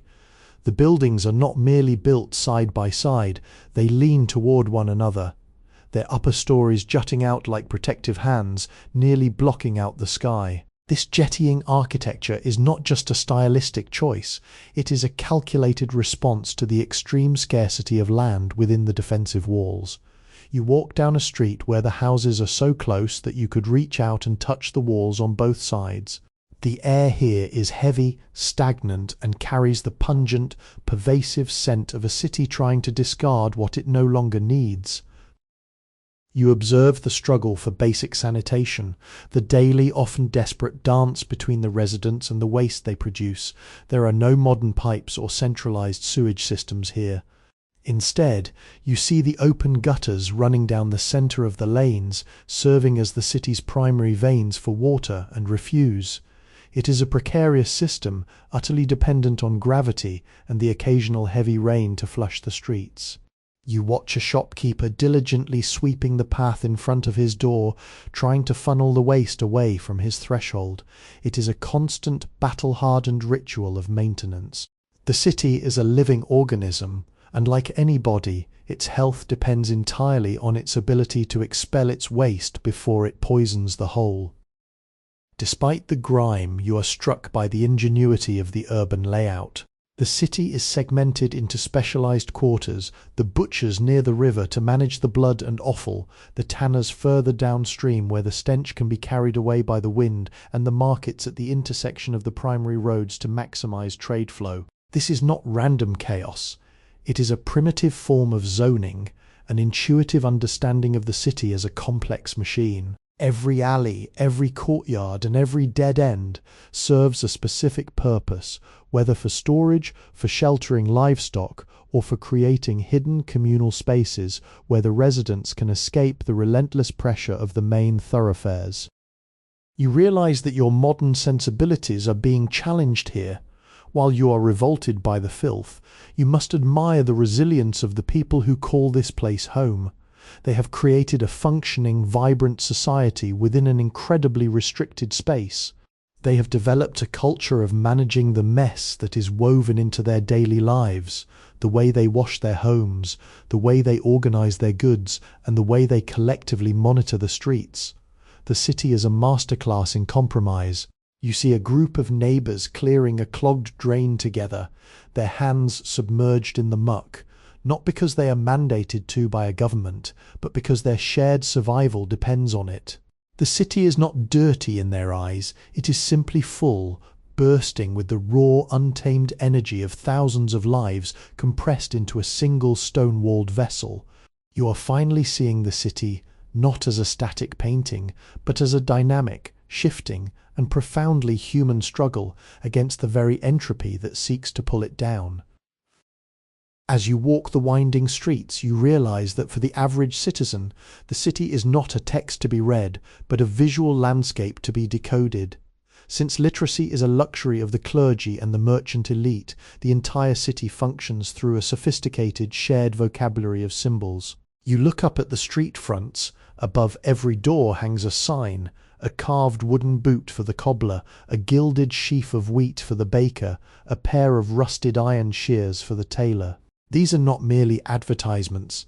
They are essential navigational tools for a population that relies on the eye, not the written word, to navigate the complex social and economic map of the city. The importance of this visual language extends far beyond simple trade. You see it in the way people dress, a reflection of their rank, their guild affiliation, and their origin. A master craftsman wears a tunic of a specific cut and colour, instantly recognizable to anyone who knows the unspoken rules of the city. The apprentices wear plain, sturdy wool, while the wealthy merchants drape themselves in furs and dyed silks that signal their status from across the square. You notice that the city has a dress code that is far more strictly enforced by social pressure than any law ever could be. To dress outside of your station is not just a fashion error, it is an act of social defiance that draws immediate, often hostile attention from the guards and the elders alike. Even the architecture speaks in symbols. You observe the crests carved above the doorways of the grander homes, complex heraldry that tells the story of a family's lineage, their alliances, and their history of service to the city. These symbols act as a silent language of power, asserting dominance and legitimacy without a single sentence of explanation. You walk past a group of merchants engaged in a silent, intense negotiation. They are not just using their voices. They are using a series of hand gestures, specific nods, and subtle shifts in posture, a body language of trade that is as complex and precise as any spoken tongue. You are witnessing a culture that is intensely physical, where information is transmitted through gesture, colour, and form. This reliance on the visual creates a world that is incredibly rich and vibrant. You realize that you have been looking for words to understand the city, but the city has been showing you its truth all along. The symbols are everywhere, creating a deep, resonant connection between the inhabitants and their environment. You see a mother pointing out a specific symbol on a banner to her child, a lesson in identity and heritage. It is a beautiful, intuitive way of living, where your place in the world is physically manifest in the things you see and touch. As you stand in the middle of a busy market, you finally feel as though you can read the city. You don't need to know the laws written in the Guildhall. You only need to observe the signs in the street to understand who is who, what is where, and how you're expected to behave. The city is a masterpiece of visual communication, a landscape where every sight, every gesture, and every mark carries the weight of 1,000 years of tradition. While the official decrees of the city are read aloud by the town crier at the market cross, the true news of the city travels through a much faster, far more insidious channel, the grapevine. You realize that in a city of 1200 there is no such thing as privacy, and there is no secret that remains buried for more than a day. The network begins in the narrow alleys and the communal courtyards. You watch a group of women washing linens at the riverbank. Their conversation is not just idle chatter. It is the primary information processing center of the neighborhood. Here, every minor transgression, every brewing argument, and every shift in the market price is discussed, analyzed, and disseminated with surgical precision. These networks are remarkably efficient. You observe a messenger, a young, lean man on foot, weaving through the dense crowds, carrying a sealed parchment from the Guildhall. He is the official channel, yes, but he is also the carrier of the city's hidden pulse. By the time he delivers his message, he has likely already shared the unofficial version of the news at 3 different taverns. You see how people listen to him, not for what he says, but for the subtle clues in his demeanor. It is a world where everyone is a reporter, and every conversation is an act of journalism. The inns in particular are the hubs of this activity. In the dimly lit corners, travellers from afar trade news of distant wars or royal marriages for a warm meal, and this information is then funneled into the local stream, mutating and evolving as it passes from mouth to mouth. The speed of this gossip is terrifying. You witness a rumour about a potential grain shortage erupting in the morning. By noon, the market prices have already shifted, and by evening the entire city is in a state of quiet, panicked preparation. There is no filter, no fact-checking, and no distance between the observer and the news. The gossip is the lifeblood of the city's social stability. It acts as a form of informal surveillance, keeping everyone in check through the threat of public judgment. You realize that to live here is to be constantly aware of your own reputation, because the network is always watching, always recording, and always ready to broadcast your failings to the rest of the community. Yet there is a strange, communal comfort in this connectivity. You feel yourself being woven into this web. People now recognize you. They observe your habits, your associations, and your quiet moments of reflection. You are no longer an anomaly in the city. You are a data point in the local gossip. It is a surreal realization that in a world of stone and iron, the most powerful force is the invisible, fragile, and endlessly shifting current of human words. As you sit in the corner of a tavern, listening to the murmurs of a dozen different conversations, you finally understand the city's true heartbeat. It is not in the grand buildings or the structured laws, but in the restless, buzzing, and intensely human desire to know, to share, and to connect. Every whisper is a thread, and together they hold the city in a tight, unyielding embrace. You step into a low-ceilinged room that feels like a temple to the earth itself. This is the shop of the apothecary, a space that defies the dark, damp atmosphere of the streets outside. The air is heavy, perfumed with a complex, dizzying blend of dried sage, pungent camphor, crushed roots, and the metallic tang of mineral powders. Hundreds of ceramic jars line the walls, labelled in a shorthand script that only the master and his apprentice can decipher. You realize that in the year 1200, medicine is a gamble against the inevitable. There are no antibiotics here, no understanding of germs. There is only the desperate application of ancient knowledge, tradition, and hope. You watch as the apothecary weighs out a mixture of pulverized lavender and ground-dried lizard for a customer suffering from a fever. It looks like witchcraft, but the apothecary's movements are practiced and precise. He is a man of status, someone who has travelled, studied the works of Galen and Avicenna, and possesses a library of rare hand-copied scrolls. Yet even he knows the limits of his art. You see him look at a patient with a festering, blackening wound, his expression flickering for a second with an unconcealable, profound helplessness. In this city, a simple cut from a rusted nail or a festering boil can be a death sentence. The line between a minor ailment and a fatal infection is razor thin, and the apothecary is the last bridge between the sufferer and the darkness. The practice of medicine here is deeply entwined with the metaphysical. You notice a small shrine in the corner of the shop where a candle burns before an image of a saint associated with healing. The people who come here do not distinguish between the physical remedy and the spiritual petition. They are two halves of the same attempt to restore balance to the body. You hear the whispers of the patients, the prayers mumbled alongside the request for a soothing salve. It is a world where health is seen as a moral state as much as a physical one, and sickness is often interpreted as a disturbance in the cosmic order. The apothecary serves as both a physician and a confidant, listening to the secrets of the sick, which are often as revealing as their symptoms. As you stand in the back of the shop, watching the apothecary grind a mixture in his heavy brass mortar, you feel a deep, sobering sense of fragility. Outside, the city is building, trading, and governing, but in here, everything pauses. You realize that the entire edifice of the city, its guilds, its laws, its architecture, is built by people who live in the constant shadow of their own mortality. They have no illusion of permanence. They know that life is a fleeting, precious thing, sustained by a delicate chemical balance and a heavy reliance on faith. As you exit back into the street, the bustle of the market suddenly feels different.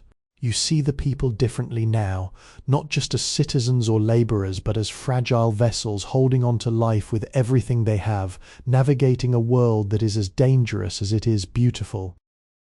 If the cathedral is the heart of the city and the Guildhall its brain, then the river is its pulse, a constant, rhythmic flow that dictates the pace of survival.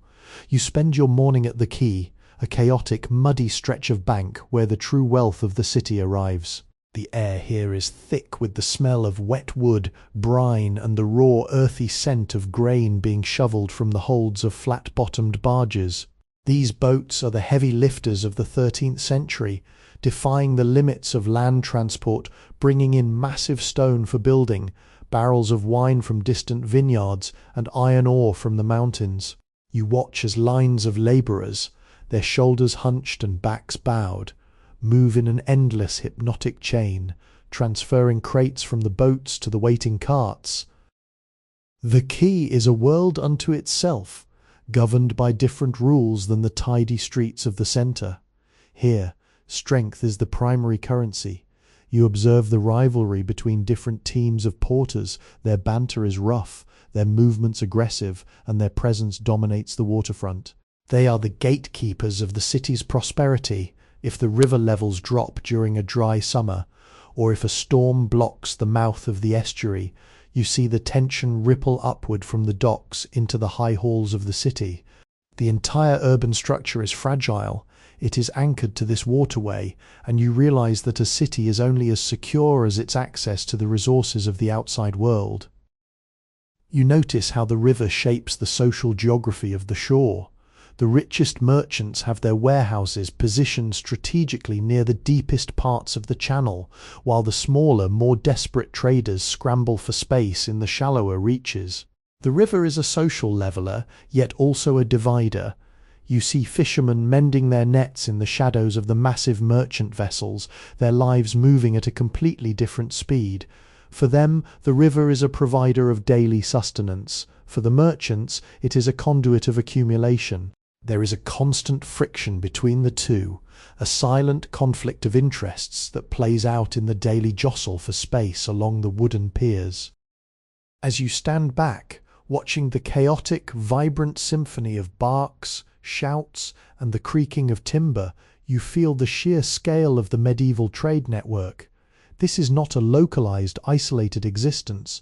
It is a point of connection in a global web. The goods being unloaded here have travelled hundreds of miles, crossing kingdoms and borders. You see a bale of fine wool from a northern land being traded for a cask of oil from the southern shores. The city is a hub, a place where the world comes to exchange its treasures. You realize that you're not just standing on a riverbank.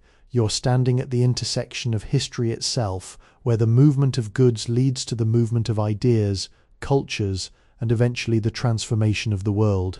The city is defined by this water. It is the lifeblood that keeps it growing, hungry and alive. The centre of the market square is dominated by something far more permanent than the temporary stalls of the merchants, the pillory and the stocks. These are not hidden away in dark dungeons. They are the stage upon which the city's morality is performed. You walk through the square and feel the sudden shift in the atmosphere. The casual chatter of the market dies down, replaced by a heavy, expectant silence. A man is being led toward the wooden frame, his head and hands locked into place, exposed to the elements and the unforgiving gaze of his neighbours. This is the city's primary instrument of justice, public humiliation. In the year 1200, crime is not a private matter handled by bureaucrats in closed rooms. It is a communal experience. You watch as the crowd gathers, some to mock, some to throw rotten vegetables, others to simply watch with a hollow, detached curiosity. The punishment is tailored to the offence. If a baker has been caught using sawdust in his flour, or a merchant has used a rigged scale, their public shaming serves as a visceral reminder of the just price and the social contract that binds everyone together. The law here is not abstract, it is built into the very stones of the square. It is immediate, physical, and designed to burn the image of failure into the collective consciousness of the population.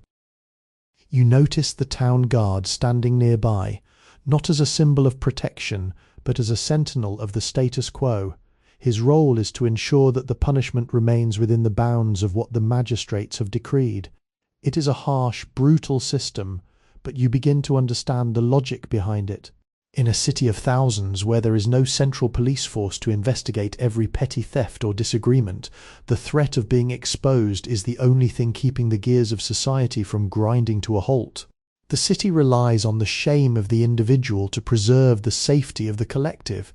It is a system of total transparency, where your reputation is your most valuable asset, and once it is shattered in the pillory, it is almost impossible to mend.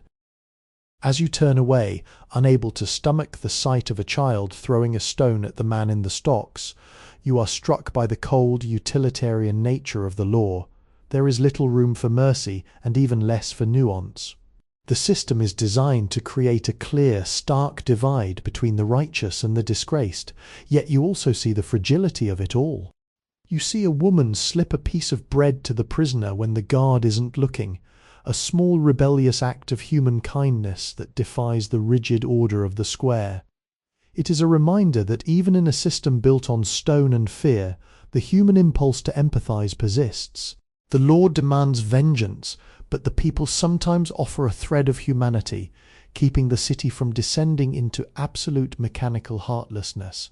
You're learning that the city is not just a place of order, it is a place where the struggle between cold justice and human compassion is fought out every single day in the dust of the market square. The transition is subtle at first, a slight crispness in the morning air, the golden leaves choking the drainage gutters, and a frantic new energy that replaces the lingering lethargy of summer. In the year 1200, winter is not just a change in weather, it is a looming existential threat. You watch the city's pace intensify. The market stalls, once filled with the fleeting abundance of late-harvest fruits, are now overflowing with winter staples: salted pork, massive wheels of hard cheese, dried beans and root vegetables stored in barrels of sand. You realize that the entire city is collectively bracing itself like a ship preparing to weather a storm.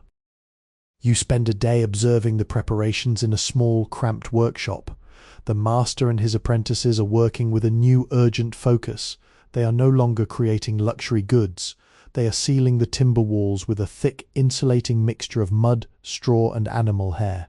You see the father of a family meticulously checking the shutter hinges, knowing that a single draft can turn a room into an icebox. Everything is about heat retention, the most precious commodity in the city. Fuel is becoming the primary topic of conversation. You hear the sharp, rhythmic sound of axes echoing from the city gates, where woodcutters are bringing in the final loads of timber before the roads become impassable with mud and frost. The psychological shift is perhaps the most profound change. The openness of summer, the evening strolls and the outdoor social life are retreating. The city is pulling inward like a creature hibernating. You notice the candlelight in the windows appears earlier each day, and the streets grow quiet long before the bells ring for curfew. There is a palpable sense of shared destiny. Everyone, from the wealthy merchant with his well-stocked cellar to the labourer who is praying that his last pile of firewood lasts until spring, is part of this grand communal hoarding. It is a period of intense frugality and cautious planning, where the smallest waste of resources is viewed as a near moral failing. As you stand on a street corner, watching the grey clouds gather over the cathedral spire, you feel the weight of what is to come. You are not just observing a city, you are observing a people who know exactly how precarious their existence is. They don't have the luxury of indifference. Every decision, every resource saved, and every repair made is a deliberate act of defiance against the coming darkness and cold. The city is a masterpiece of preparation, a testament to the fact that survival is not a given.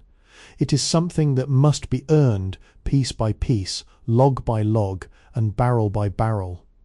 You realize that the most important history of this time isn't written in the chronicles, but in the larders and the woodpiles of the ordinary citizens.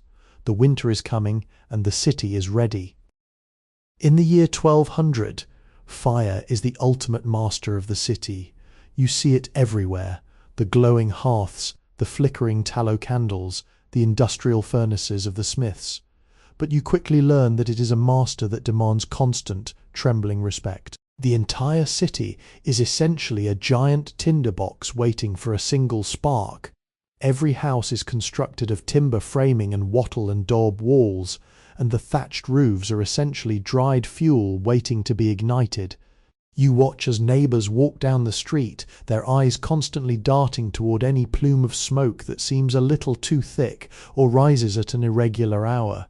There is a collective, unspoken anxiety that never fully leaves the city's consciousness. You observe the strict, near-tyrannical regulations imposed by the city wardens. In the dry summer months, cooking fires must be extinguished by a certain hour, and the use of torches in the narrow, overhanging alleys is severely restricted. You see the curfew, a word that literally means cover the fire, couvre-feu, when the great bell tolls to signal that all hearths must be banked and covered with embers to prevent sparks from flying into the rafters. It is a ritual of safety, a communal act of containment. You realize that to live here is to participate in a never-ending high-stakes game of containment. The fire that keeps you warm at night is the same fire that could reduce your entire world to ash in a matter of minutes. The threat of fire dictates the very layout of the city. You notice how the water barrels are placed at regular intervals along the streets, their contents murky and stagnant, yet vital.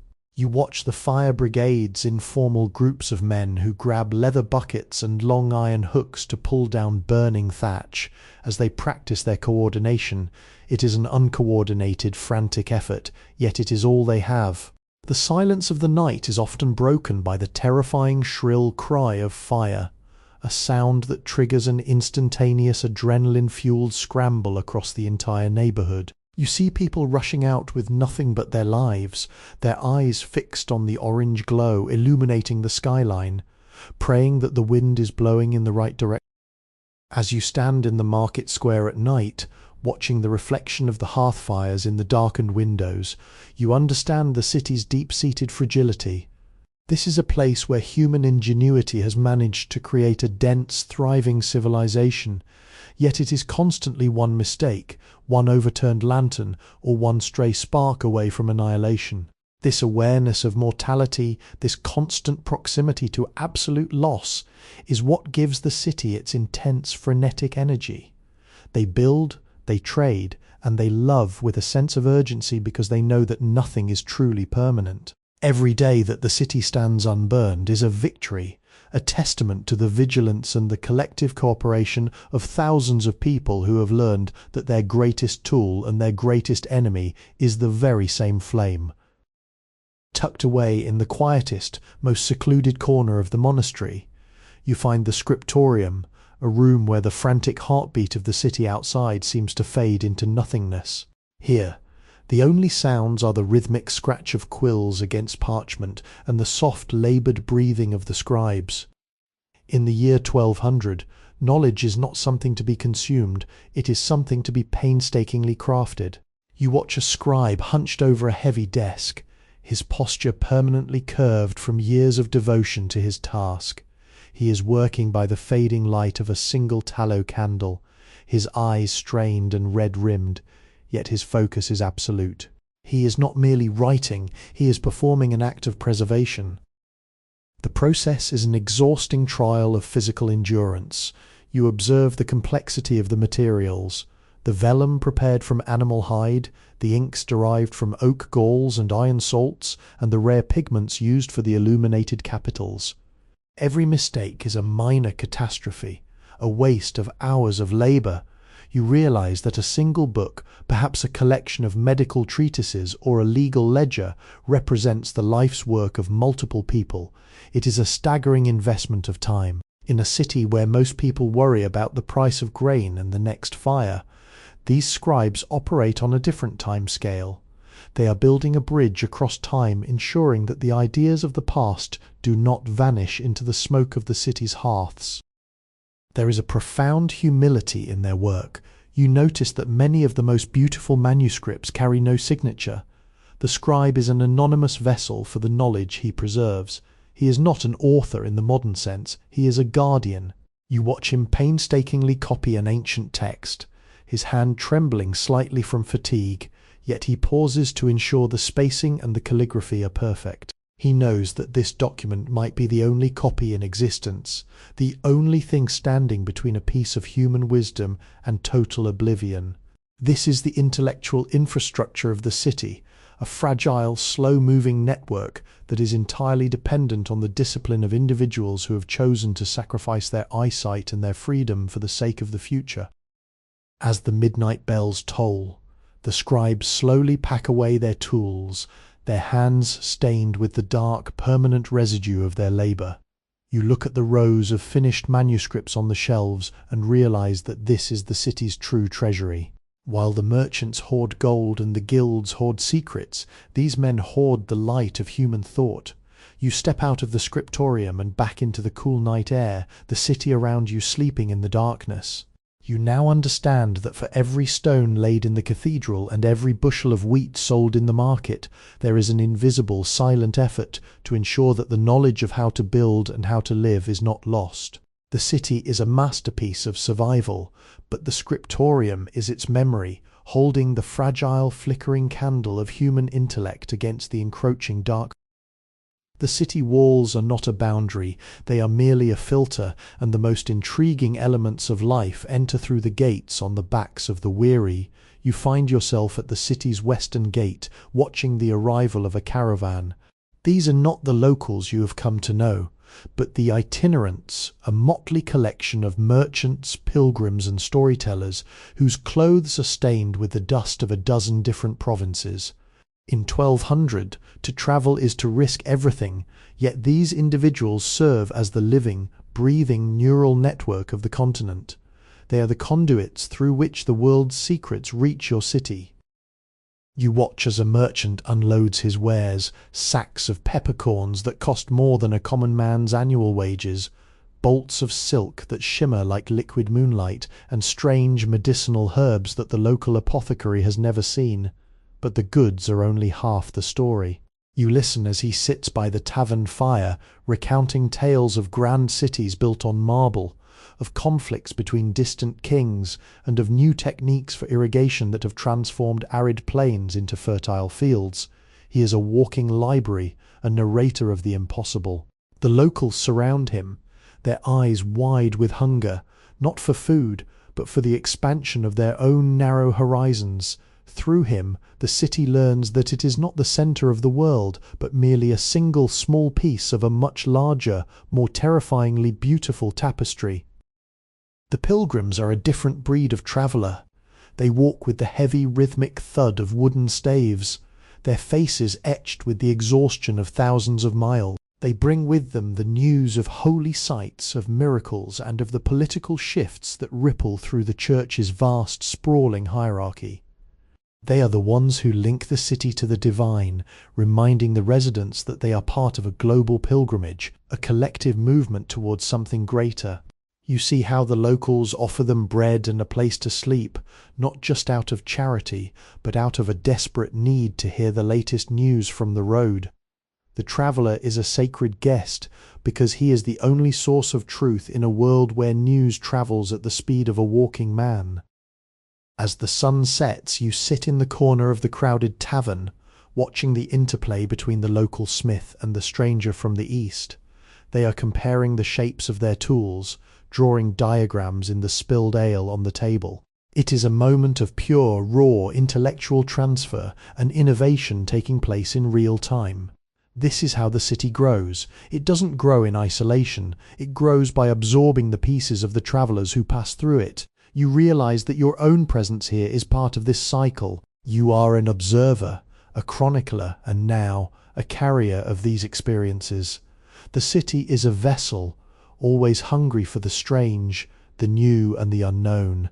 As the travellers prepare to leave at dawn, you feel a sense of longing. They are the threads that bind the world together, the restless souls who ensure that history never stands still. As the last toll of the curfew bell fades into the stone walls, the city undergoes a metamorphosis. The bustling, chaotic life of the day evaporates, replaced by a profound, heavy silence. This is the realm of the night watch. You follow a group of these men, sturdy figures cloaked in thick, dark wool, carrying heavy iron lanterns and long, formidable staves. They move with a rhythmic, measured pace that you quickly realize is designed to be heard. They are not trying to be stealthy, they are trying to be present, to announce their authority in a city that, by the laws of darkness, is supposed to be dormant. The city at night is a fundamentally different place. You notice things that were invisible during the day, the way the shadows stretch and distort the architecture, the peculiar sounds of the city, the creaking of timber as the night chill sets in, the scurrying of rats in the gutters, the distant mournful howl of a stray dog. You watch the watchmen check the locks on the heavy gates of the merchant warehouses and pause at the intersections to listen for any sound that shouldn't be there. They are the guardians of a fragile order, tasked with preventing the small crimes that flourish under the cover of gloom: theft, arson, or the illicit meetings of those who operate outside the guild's rigid structures. There is a stark, shivering isolation to their job. You see one of the watchmen stop to warm his hands over a small protected brazier tucked into a doorway, his breath visible in the freezing air. There is no glory in this work, no cheering crowds, no guild honours, just the relentless, cold duty of patrolling the same streets over and over until the first light of dawn. They are the only people awake in a city of thousands, the human bulwark against the inherent lawlessness that the dark seems to invite. You realize that their presence is a psychological deterrent as much as a physical one. The simple sight of their lanterns bobbing in the distance is enough to keep the city's darker impulses contained. As the night wears on, you share a brief, silent nod with one of the guards as he passes your corner. In this brief interaction, you catch a glimpse of the heavy burden they carry, not just the weight of the staff or the cold, but the responsibility of being the city's only eyes. They are the observers of the city's deepest secrets, the ones who see the world when it believes no one is watching. They see the desperate beggar seeking shelter, the illicit lover in the shadows, and the quiet decay of the city walls. When the sun finally begins to bleed into the horizon, they return to their barracks, exhausted and drained, having successfully navigated another night of chaos. You look at the rising sun and realize that the peace the city enjoys every morning is a gift bought by these men who trade their own rest to ensure that the city wakes up to another day of stability and work. You stand in the shadow of the cathedral's unfinished transept, looking up at a scaffolding network that seems to defy gravity. In the year 1200, a city is judged not by its trade or its walls, but by the height of its spire. You realize that this building is not just a project, it is the ultimate expression of the city's collective ego. It is a massive, stony manifestation of their ambition to touch the heavens. Every inhabitant, from the wealthiest merchant who donates gold for the stained glass to the simplest labourer hauling limestone blocks, feels a stake in this construction. It is their shared monument, the physical anchor of their civic identity. You observe the master mason, a man treated with more reverence than many local nobles. He is the architect, the engineer, and the visionary, holding the complex geometry of the arches in his head long before they are ever realized in stone. You see him tracing patterns in the dust, explaining the intricate load-bearing calculations to a group of wide-eyed apprentices. This is high-stakes architecture. You learn that the cathedral is a living, breathing entity. It settles, it shifts, and it demands constant attention. It is a project that will likely outlive everyone currently working on it. You see an old man, his hands gnarled by decades of stonework, pointing out a carving to his grandson, a legacy being passed down. The financial sacrifice is staggering. You walk through the market and notice the cathedral tax being quietly collected, and you see that no one complains. There is a sense of sacred obligation. The money is poured into the project with a fervour that borders on the religious. You realize that the cathedral is a massive economic engine. It employs the woodcutters, the ironmongers, the haulers, and the artists. It is a perpetual motion machine of human effort. It creates a rhythm of life for the entire city, with the work cycles dictated by the availability of stone and the changing of the seasons. As you watch the sun hit the completed nave, the light filtering through the high arched windows casts intricate coloured patterns on the cold stone floor. You feel the overwhelming presence of the city's heart. This is the place where the disparate lives of the inhabitants converge. Whether they are rich or poor, master or apprentice, they all see this building as their own. It is a monument to their persistence, their belief in something larger than their own fragile lives, and their desire to leave a mark on the world that will stand for centuries. You realize that the city itself is defined by this construction. It is a place that strives upward, a place that builds, and a place that dreams in stone. The cathedral is not just a building, it is the city's promise to the future. You step into the Guildhall, a stark contrast to the ethereal atmosphere of the cathedral. Here the air is not filled with incense, but with the dry, rasping sound of quills scratching against parchment and the low, intense murmur of legal debate. You are witnessing a seismic shift in the life of the city, the rise of secular justice. In the year 1200, the Church has long been the primary arbiter of right and wrong, but the growing complexity of commerce and urban life is demanding something new. The city needs a system of justice that is predictable, documented, and detached from the spiritual realm. You watch as a group of merchants argues a contract dispute before a panel of magistrates. These are not priests. They are men of the law, schooled in the intricacies of property rights, trade agreements, and urban ordinances. They look at the evidence laid out on the table, a signed ledger, a witness statement, a broken seal, and they weigh it with a clinical, detached precision. The shift is subtle but profound. You realize that they are no longer looking for divine truth through trial by ordeal or prayer. Instead, they are looking for the fact of the matter. It is a move toward a world governed by reason, record-keeping, and precedent. The atmosphere in the courtroom is heavy with the weight of this new power. You see the pride in the eyes of the magistrates as they issue a verdict that holds firm against even the influence of a local noble. The secular law is becoming the city's true sovereign. It is the framework that allows the market to function, that protects the rights of the guilds, and that provides a mechanism for conflict resolution that does not require the involvement of the clergy. You observe how the city's citizens react to this. They are beginning to see the court as a place where they can find protection against the arbitrary whims of the powerful. The law is becoming a shield, a tool, and a standard that everyone is expected to adhere to.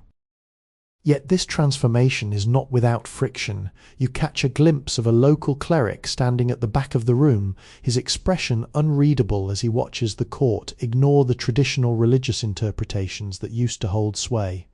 There is a quiet, ongoing battle for the soul of the city's authority. Is the law a reflection of divine mandate, or is it a human invention designed to maintain order? As you walk back out into the bustling square, you feel that the balance has tilted. The city is evolving, becoming more autonomous, more self-aware, and more reliant on its own systems of governance. You realize that you are standing at the threshold of a new era, an age where the human voice, guided by law and reason, is beginning to speak with as much authority as the bells of the cathedral. Beyond the solemn, silent halls of the monastery, a new, vibrant kind of learning is taking root in the heart of the city. You find yourself in a cramped, sunlit room above a draper's shop, where a group of young boys sits huddled over slates and scraps of parchment. This is not the scholarly seclusion of the monks. This is the education of the future. The master here is a layman, a man who makes his living not by prayer, but by the practical application of the 3 R's: reading, writing, and arithmetic. In 1200, the demands of trade are creating a new class of educated citizen, one who needs to calculate profit margins, draft contracts, and track inventory across a continent. You watch as the master teaches the boys the rudiments of the abacus, a collection of beads and counters that serves as the engine of commerce. It is a world away from the abstract theology of the cathedral. These students are being trained to be the gears in the city's economic machine. You see them practicing their letters, their hands smudged with ink as they struggle to master the flow of script. It is a grueling, repetitive process, yet there is an electric sense of purpose in the room. These boys are learning the language of power. They are being equipped to negotiate, to manage, and to document, ensuring that their family's hard-won prosperity can be passed on and expanded upon. The tension between this practical education and the traditional religious learning is palpable. You hear the master emphasizing the importance of secular knowledge, pointing out that in the marketplace a correct calculation is more valuable than a beautiful hymn. It is a quiet revolution of the mind. You realize that the city is beginning to define intelligence in a new way, not as a means to understand the divine, but as a tool to navigate and manipulate the material world. The city is becoming a place where status is increasingly tied to the ability to process information. You see the pride of the parents when they come to check on their sons. They are investing their meagre savings into this schooling, knowing that literacy is the key to escaping the drudgery of manual labour. As you leave the schoolroom and step back out into the bustling street, you look at the city with new eyes. You see the signs, the ledgers in the merchants' hands, and the contracts being negotiated in the taverns.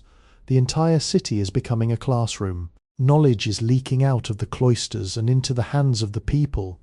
You realize that this shift is the true foundation of the city's growth. It is a place that is teaching itself to think, to calculate, and to communicate across generations. The scribes in the monastery may be preserving the past, but the teachers in the back rooms of the shops are inventing the future. The city is not just a collection of stone and trade, it is a developing consciousness, and you are watching it grow one word and one number at a time. You find yourself in the workshop of a master bladesmith, a space where the air is thick with the scent of charcoal, hot iron, and the sharp metallic tang of the forge. Here, the concept of production, as you know it, does not exist. There is no mass manufacture, no standardized output. Instead, there is only the slow, arduous, and deeply personal transformation of raw material into a tool of absolute precision. You watch the master as he inspects a blade he has been working on for weeks. He holds it to the light, checking the temper of the steel, the balance of the hilt and the sharpness of the edge with the focus of a jeweler. To him, this is not just a knife, it is a manifestation of his reputation. In the year 1200, an artisan's life is governed by a singular, unyielding standard, the masterpiece. To rise in the ranks of the guild, an apprentice must eventually produce a work so flawless, so technically demanding, that it satisfies the scrutiny of the city's most hardened masters. You see the apprentices working in the corner, their movements cautious and disciplined. They are not just learning a trade, they are being indoctrinated into a culture of perfection. A single flaw in a stitch, a minor weakness in a joint, or a slight imbalance in a casting is not just a mistake, it is a stain on their name and a potential threat to their future in the guild. The pride here is tangible, almost heavy in the air. You observe how the artisans treat their tools. They are kept clean, organized, and sharpened with a devotion that borders on the religious. You realize that their identity is tied to their work. If you ask a weaver who he is, he will not give you his name, he will tell you what he makes. Their worth is not measured in wealth alone, but in the respect they command from their peers. You watch a carpenter adjust a joint by a fraction of a millimeter, his expression one of calm, meditative intensity. He is not working for a customer, he is working for the internal standard of excellence that he carries within himself.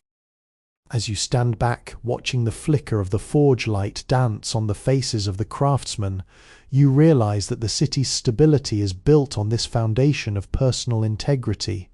The guilds are not just economic cartels, they are moral guardians of quality. Because they demand perfection, they ensure that the houses stand, the clothes hold together, and the tools perform when needed. You are witnessing a world where labour is a form of prayer and excellence is a requirement for survival. It is a slow, demanding way of life, but it creates a level of quality that is truly timeless. The artisans of 1200 are the silent architects of the city's strength, and as you watch them work, you feel a profound respect for the humble, calloused hands that are painstakingly building the world, one perfect stitch and one tempered blade at a time. The tension that has defined the city for months, the constant low-level anxiety about winter stores, the price of grain, and the threat of fire is suddenly, miraculously released. It is the time of the harvest feast. You walk into the main market square, and the transformation is absolute. The cold utilitarian stone has been covered with long, makeshift wooden tables that stretch from the Guildhall to the cathedral doors. The air, usually sharp with the smell of smoke and labour, is now heavy with the intoxicating, rich aroma of roasted meat, savoury pies, spiced wine, and the sweet, fermented scent of the season's new ale. You observe a sight that would be impossible at any other time. The rigid social hierarchy of the city is momentarily softened. You see the wealthy merchant sharing a flagon of wine with the labourer who works the docks. You hear the town clerk laughing at a bawdy joke told by a tanner. For this one day, the grueling reality of 1200, the struggle to survive, the hierarchies of status, the endless grind is suspended. You watch as musicians emerge from the shadows of the alleys, their fiddles and flutes creating a frenetic, joyful rhythm that pulls people out of their stoic reserve. Dancing breaks out in the middle of the street, a chaotic, unchoreographed celebration of simply being alive. There is a sense of collective catharsis in the feast. You see people eating with a voracity that reveals how often they must practice restraint. The tables are laden with the bounty of the countryside, crusty loaves of dark bread, mounds of seasonal vegetables, and slabs of roasted pork that seem to have been prepared by every hearth in the city. It is a moment of communal gratitude. You realize that the feast is not just about indulgence, it is a ritual of stability. By sharing the bounty, the city is signaling to itself that it has succeeded, that it has survived another year, and that it has the resources to face the coming dark. It is a powerful, unifying act that reaffirms their bond as a community. As the sun dips below the horizon and the torches are lit, casting long, flickering shadows across the revellers, you feel the depth of the city's heart. The music grows louder, the voices rise in a chaotic, happy roar, and you realize that these people who live in such constant proximity to loss and hardship are masters of finding joy. They know that life is fleeting, and because of that, they do not hold back when the moment of celebration arrives. You stand on the edge of the crowd, a silent observer in this sea of humanity, and feel a surge of genuine affection for this place. It is a city that labours with intense, focused precision, but it is also a city that knows how to sing, how to eat, and how to laugh until the stars fade. The feast is over, and tomorrow the rhythm of labour will begin again, but tonight the city is whole. You notice that in this city, the air is not just scented with wood smoke and industry, it is layered with the ephemeral, shifting fragrances of the botanical world. You walk past a row of humble dwellings and see small dried bundles of herbs hanging from the lintels, rosemary, rue, and sprigs of lavender. At first you assume it is merely for purification or to ward off the pestilence of the damp, but as you spend more time here, you realize it is something far more nuanced. It is a visual, aromatic code. You see a young woman pause before a house, her eyes lingering on a bunch of withered tansy, her expression shifting from anticipation to a quiet, resigned sadness. In a world where reputation is everything and gossip is the city's primary currency, people have developed a language of signs that requires no words. A sprig of thyme pinned to a lapel might denote courage, while a cluster of wormwood serves as a sharp public rebuke. You observe a merchant carrying a small posy of white lilies. He is not buying them for decoration, but as a silent diplomatic signal of reconciliation during a heated guild dispute. This language is ancient, learned in the gardens and fields surrounding the city, and passed down through generations of women who understand that some truths are too dangerous to speak aloud in the market square. The apothecaries and herbalists act as the interpreters of this clandestine script. You see them grinding mixtures but also advising their customers on the subtle meanings behind the plants they purchase. They are not just healers, they are the facilitators of social nuance. You realize that this herb-based communication is a form of protection. It allows people to express longing, warning, forgiveness, or defiance without leaving a trail of spoken evidence that the city's watchmen or moralists could use against them. It is the city's underground telegraph, blooming in the window boxes and garden patches. As you sit on a stone bench in a quiet courtyard, watching a child carefully pick a small, blue-flowered sprig and tuck it into his mother's apron, you understand the depth of this practice. It is a way of softening the hard, unyielding edges of a city built on iron, stone, and law. In a place where everything is monitored, these plants offer a moment of private, human connection. They are the only things in the city that do not follow the strict cold logic of the magistrates or the guilds. They follow the seasons, the sun, and the secret heart. You realize that even in a city of total transparency, there will always be a place for secrets, and in this year of 1200, those secrets are written in the language of leaves, roots, and petals. If the city has a pulse, its voice is a complex layered resonance of iron, bronze, and stone. You quickly learn that you can navigate the entire city with your eyes closed simply by reading the architecture of sound. In the year 1200, there are no clocks on the walls, no pocket watches, and no digital reminders. Time is not a measurement, it is a melody. You hear the deep, booming gravity of the cathedral bell, its low frequency vibrating through the very soles of your boots. It is the city's anchor. It demands attention, signalling the start of the workday, the hours of prayer, and the encroaching curfew. It is the sound of authority, and everyone, from the beggar to the bishop, organizes their life around its rhythm. Beneath that grand celestial voice, the city is a cacophony of specialized industry. You can identify which district you are in simply by the industrial music that defines it. In the ironworking quarter, the sound is a rhythmic, percussive pounding of hammers, a steady driving beat that mimics the intensity of the forge. Over by the river, the sound shifts to the sloshing of water, the creaking of timber hulls, and the gruff, shouting coordination of the dockworkers. You learn that each street has its own acoustic signature. You know the way to the market by the rising volume of human voices, the clattering of wooden carts on cobblestones, and the shrill, persistent calls of the vendors. It is a messy, vibrant symphony that tells you everything you need to know about the state of the city. There is a psychological weight to this soundscape. You notice that people walk with a specific gait that matches the pace of the ambient noise around them. In the quiet, narrow alleys, footsteps are muffled and cautious, as if the walls themselves are listening. In the market, the pace is hurried, erratic, and loud. You realize that sound acts as a sensory boundary. When the sounds of the ironworks fade, you know you have entered the more affluent, residential districts, where the only noise is the distant twittering of birds in a walled garden. This acoustic geography is as important as the physical walls, telling the inhabitants where they belong and where they are merely guests. As you stand on the bridge at sunset, you listen to the city begin to retire.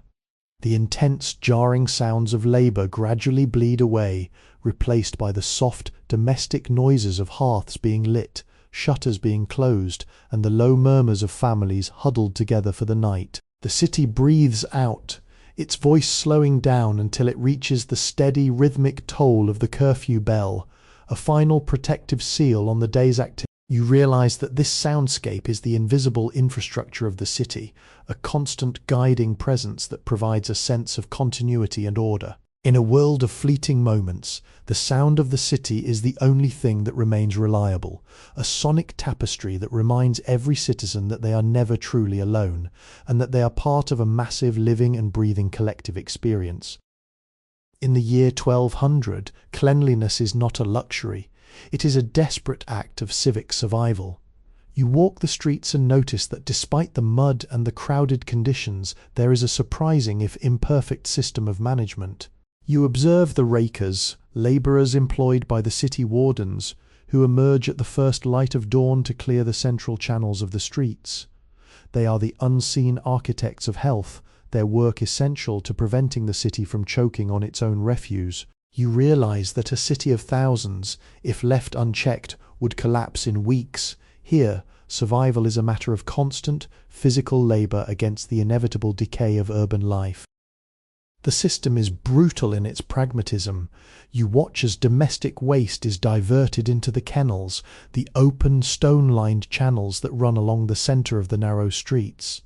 You learn that the slope of the cobblestones is carefully engineered, not just for travel, but for drainage. Every homeowner is responsible for the space directly in front of their door, and the watchful eyes of neighbours ensure that no one violates the collective standard. You see a woman being reprimanded by an elder for throwing household slops at the wrong hour. In this city, you do not just answer to the law, you answer to the collective demand for a breathable environment.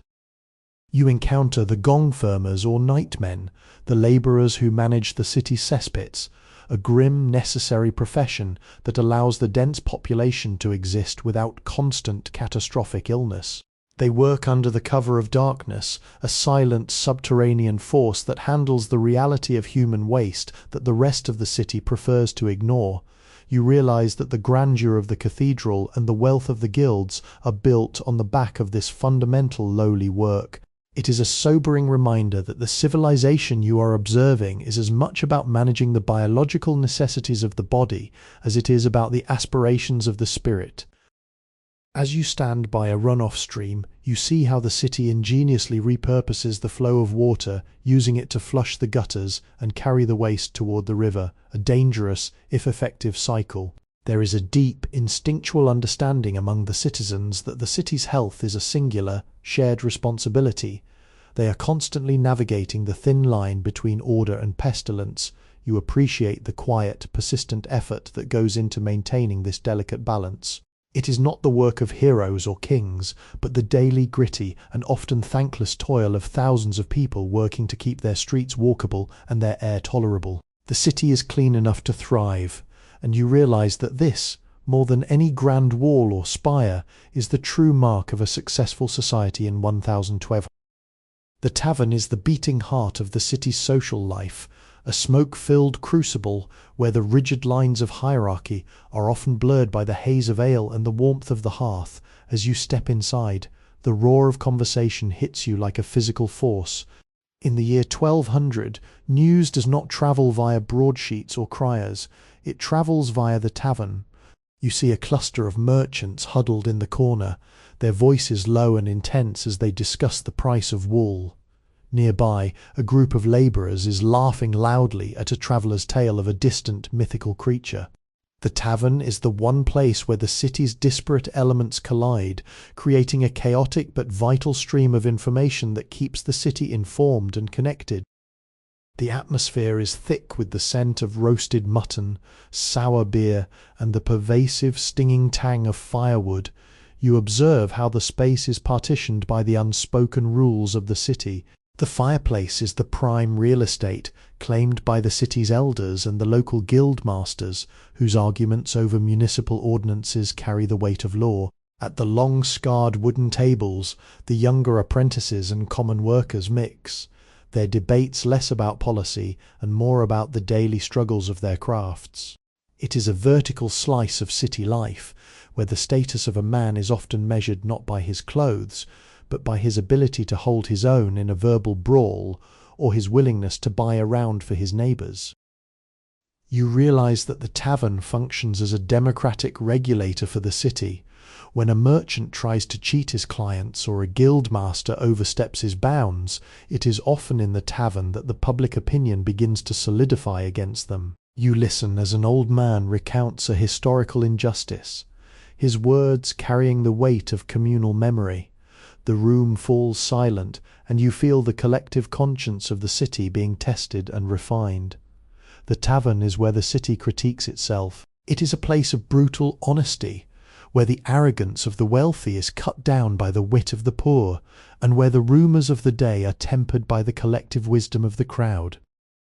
As you sit in the shadows of the rafters, nursing a tankard of thick, dark ale, you appreciate the sheer utility of this space. It is a place where strangers become acquaintances and where the city's anxieties are dissolved into the communal roar of laughter and song. The tavern is the ultimate equalizer. Whether you are a master stonemason, a travelling scribe, or a simple dockhand, you are all subject to the same flickering candlelight and the same communal warmth. You realise that without this low lining, the city would likely have fractured under the pressure of its own rigid structures. The tavern provides the release valve, the social friction, and the human connection that keeps the city from becoming just a cold, mechanical accumulation of stone and law. It is here, in the noise and the smoke, that the true character of the city is forged.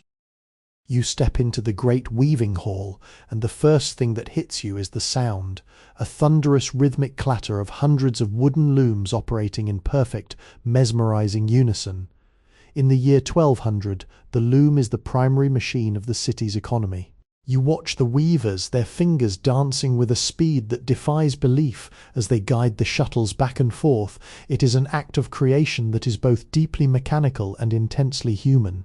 Each thread is a decision, each pattern a history, and each finished bolt of cloth a testament to weeks of back-breaking, eye-straining labour.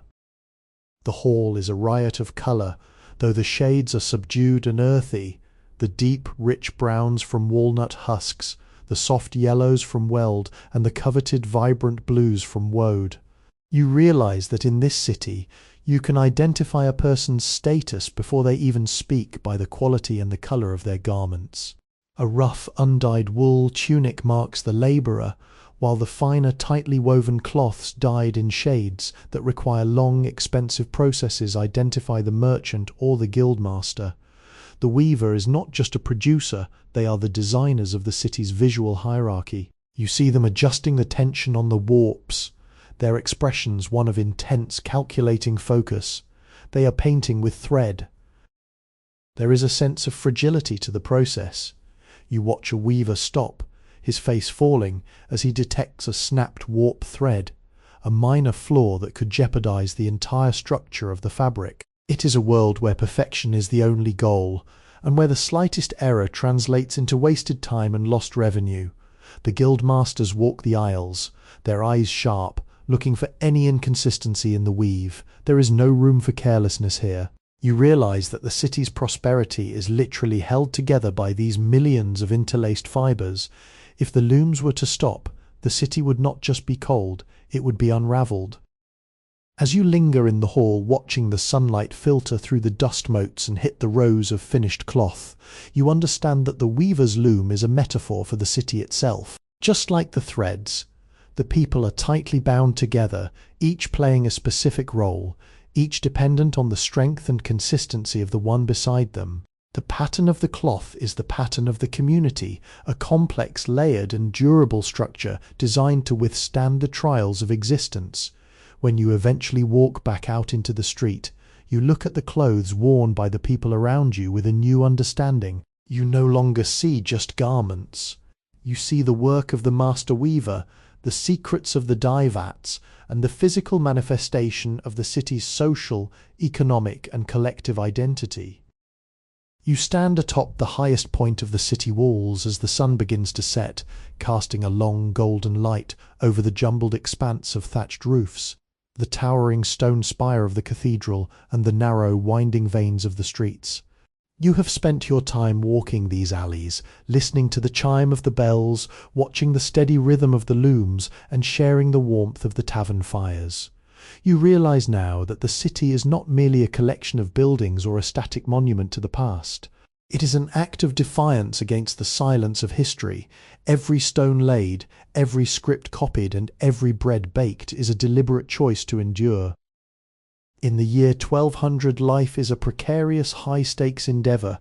The threat of fire, the seasonal hunger, and the fragility of the human body are constant companions. Yet you have seen how these challenges do not crush the spirit of the inhabitants, they refine it. The city has developed a complex, intricate language of survival. From the subtle messages of herbs in window boxes to the rigid protective laws of the guild, you see the city as a grand collective machine of human ingenuity, where every individual plays a vital part in the orchestration of the whole. They are all, in their own way, architects of a future they may never see, but which they are painstakingly building with their own hands. As the first stars emerge in the darkening sky and the curfew bell begins its rhythmic, final toll of the day, you feel a profound sense of closure.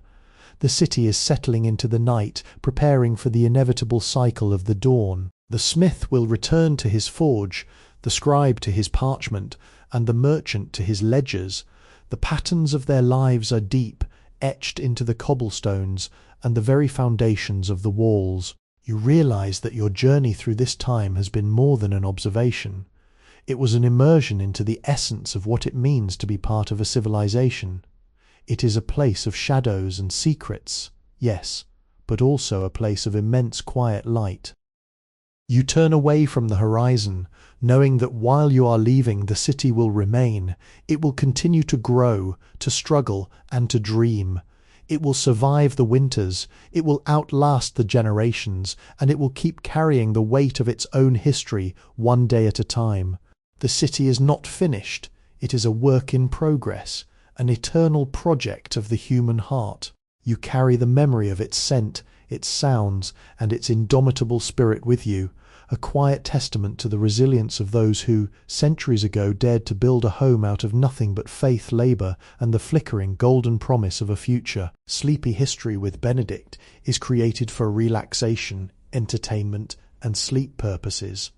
The stories shared on this channel are inspired by historical events, daily life, and real periods in history, but they may be simplified, adapted, or narrated in a calming way to enhance the listening experience.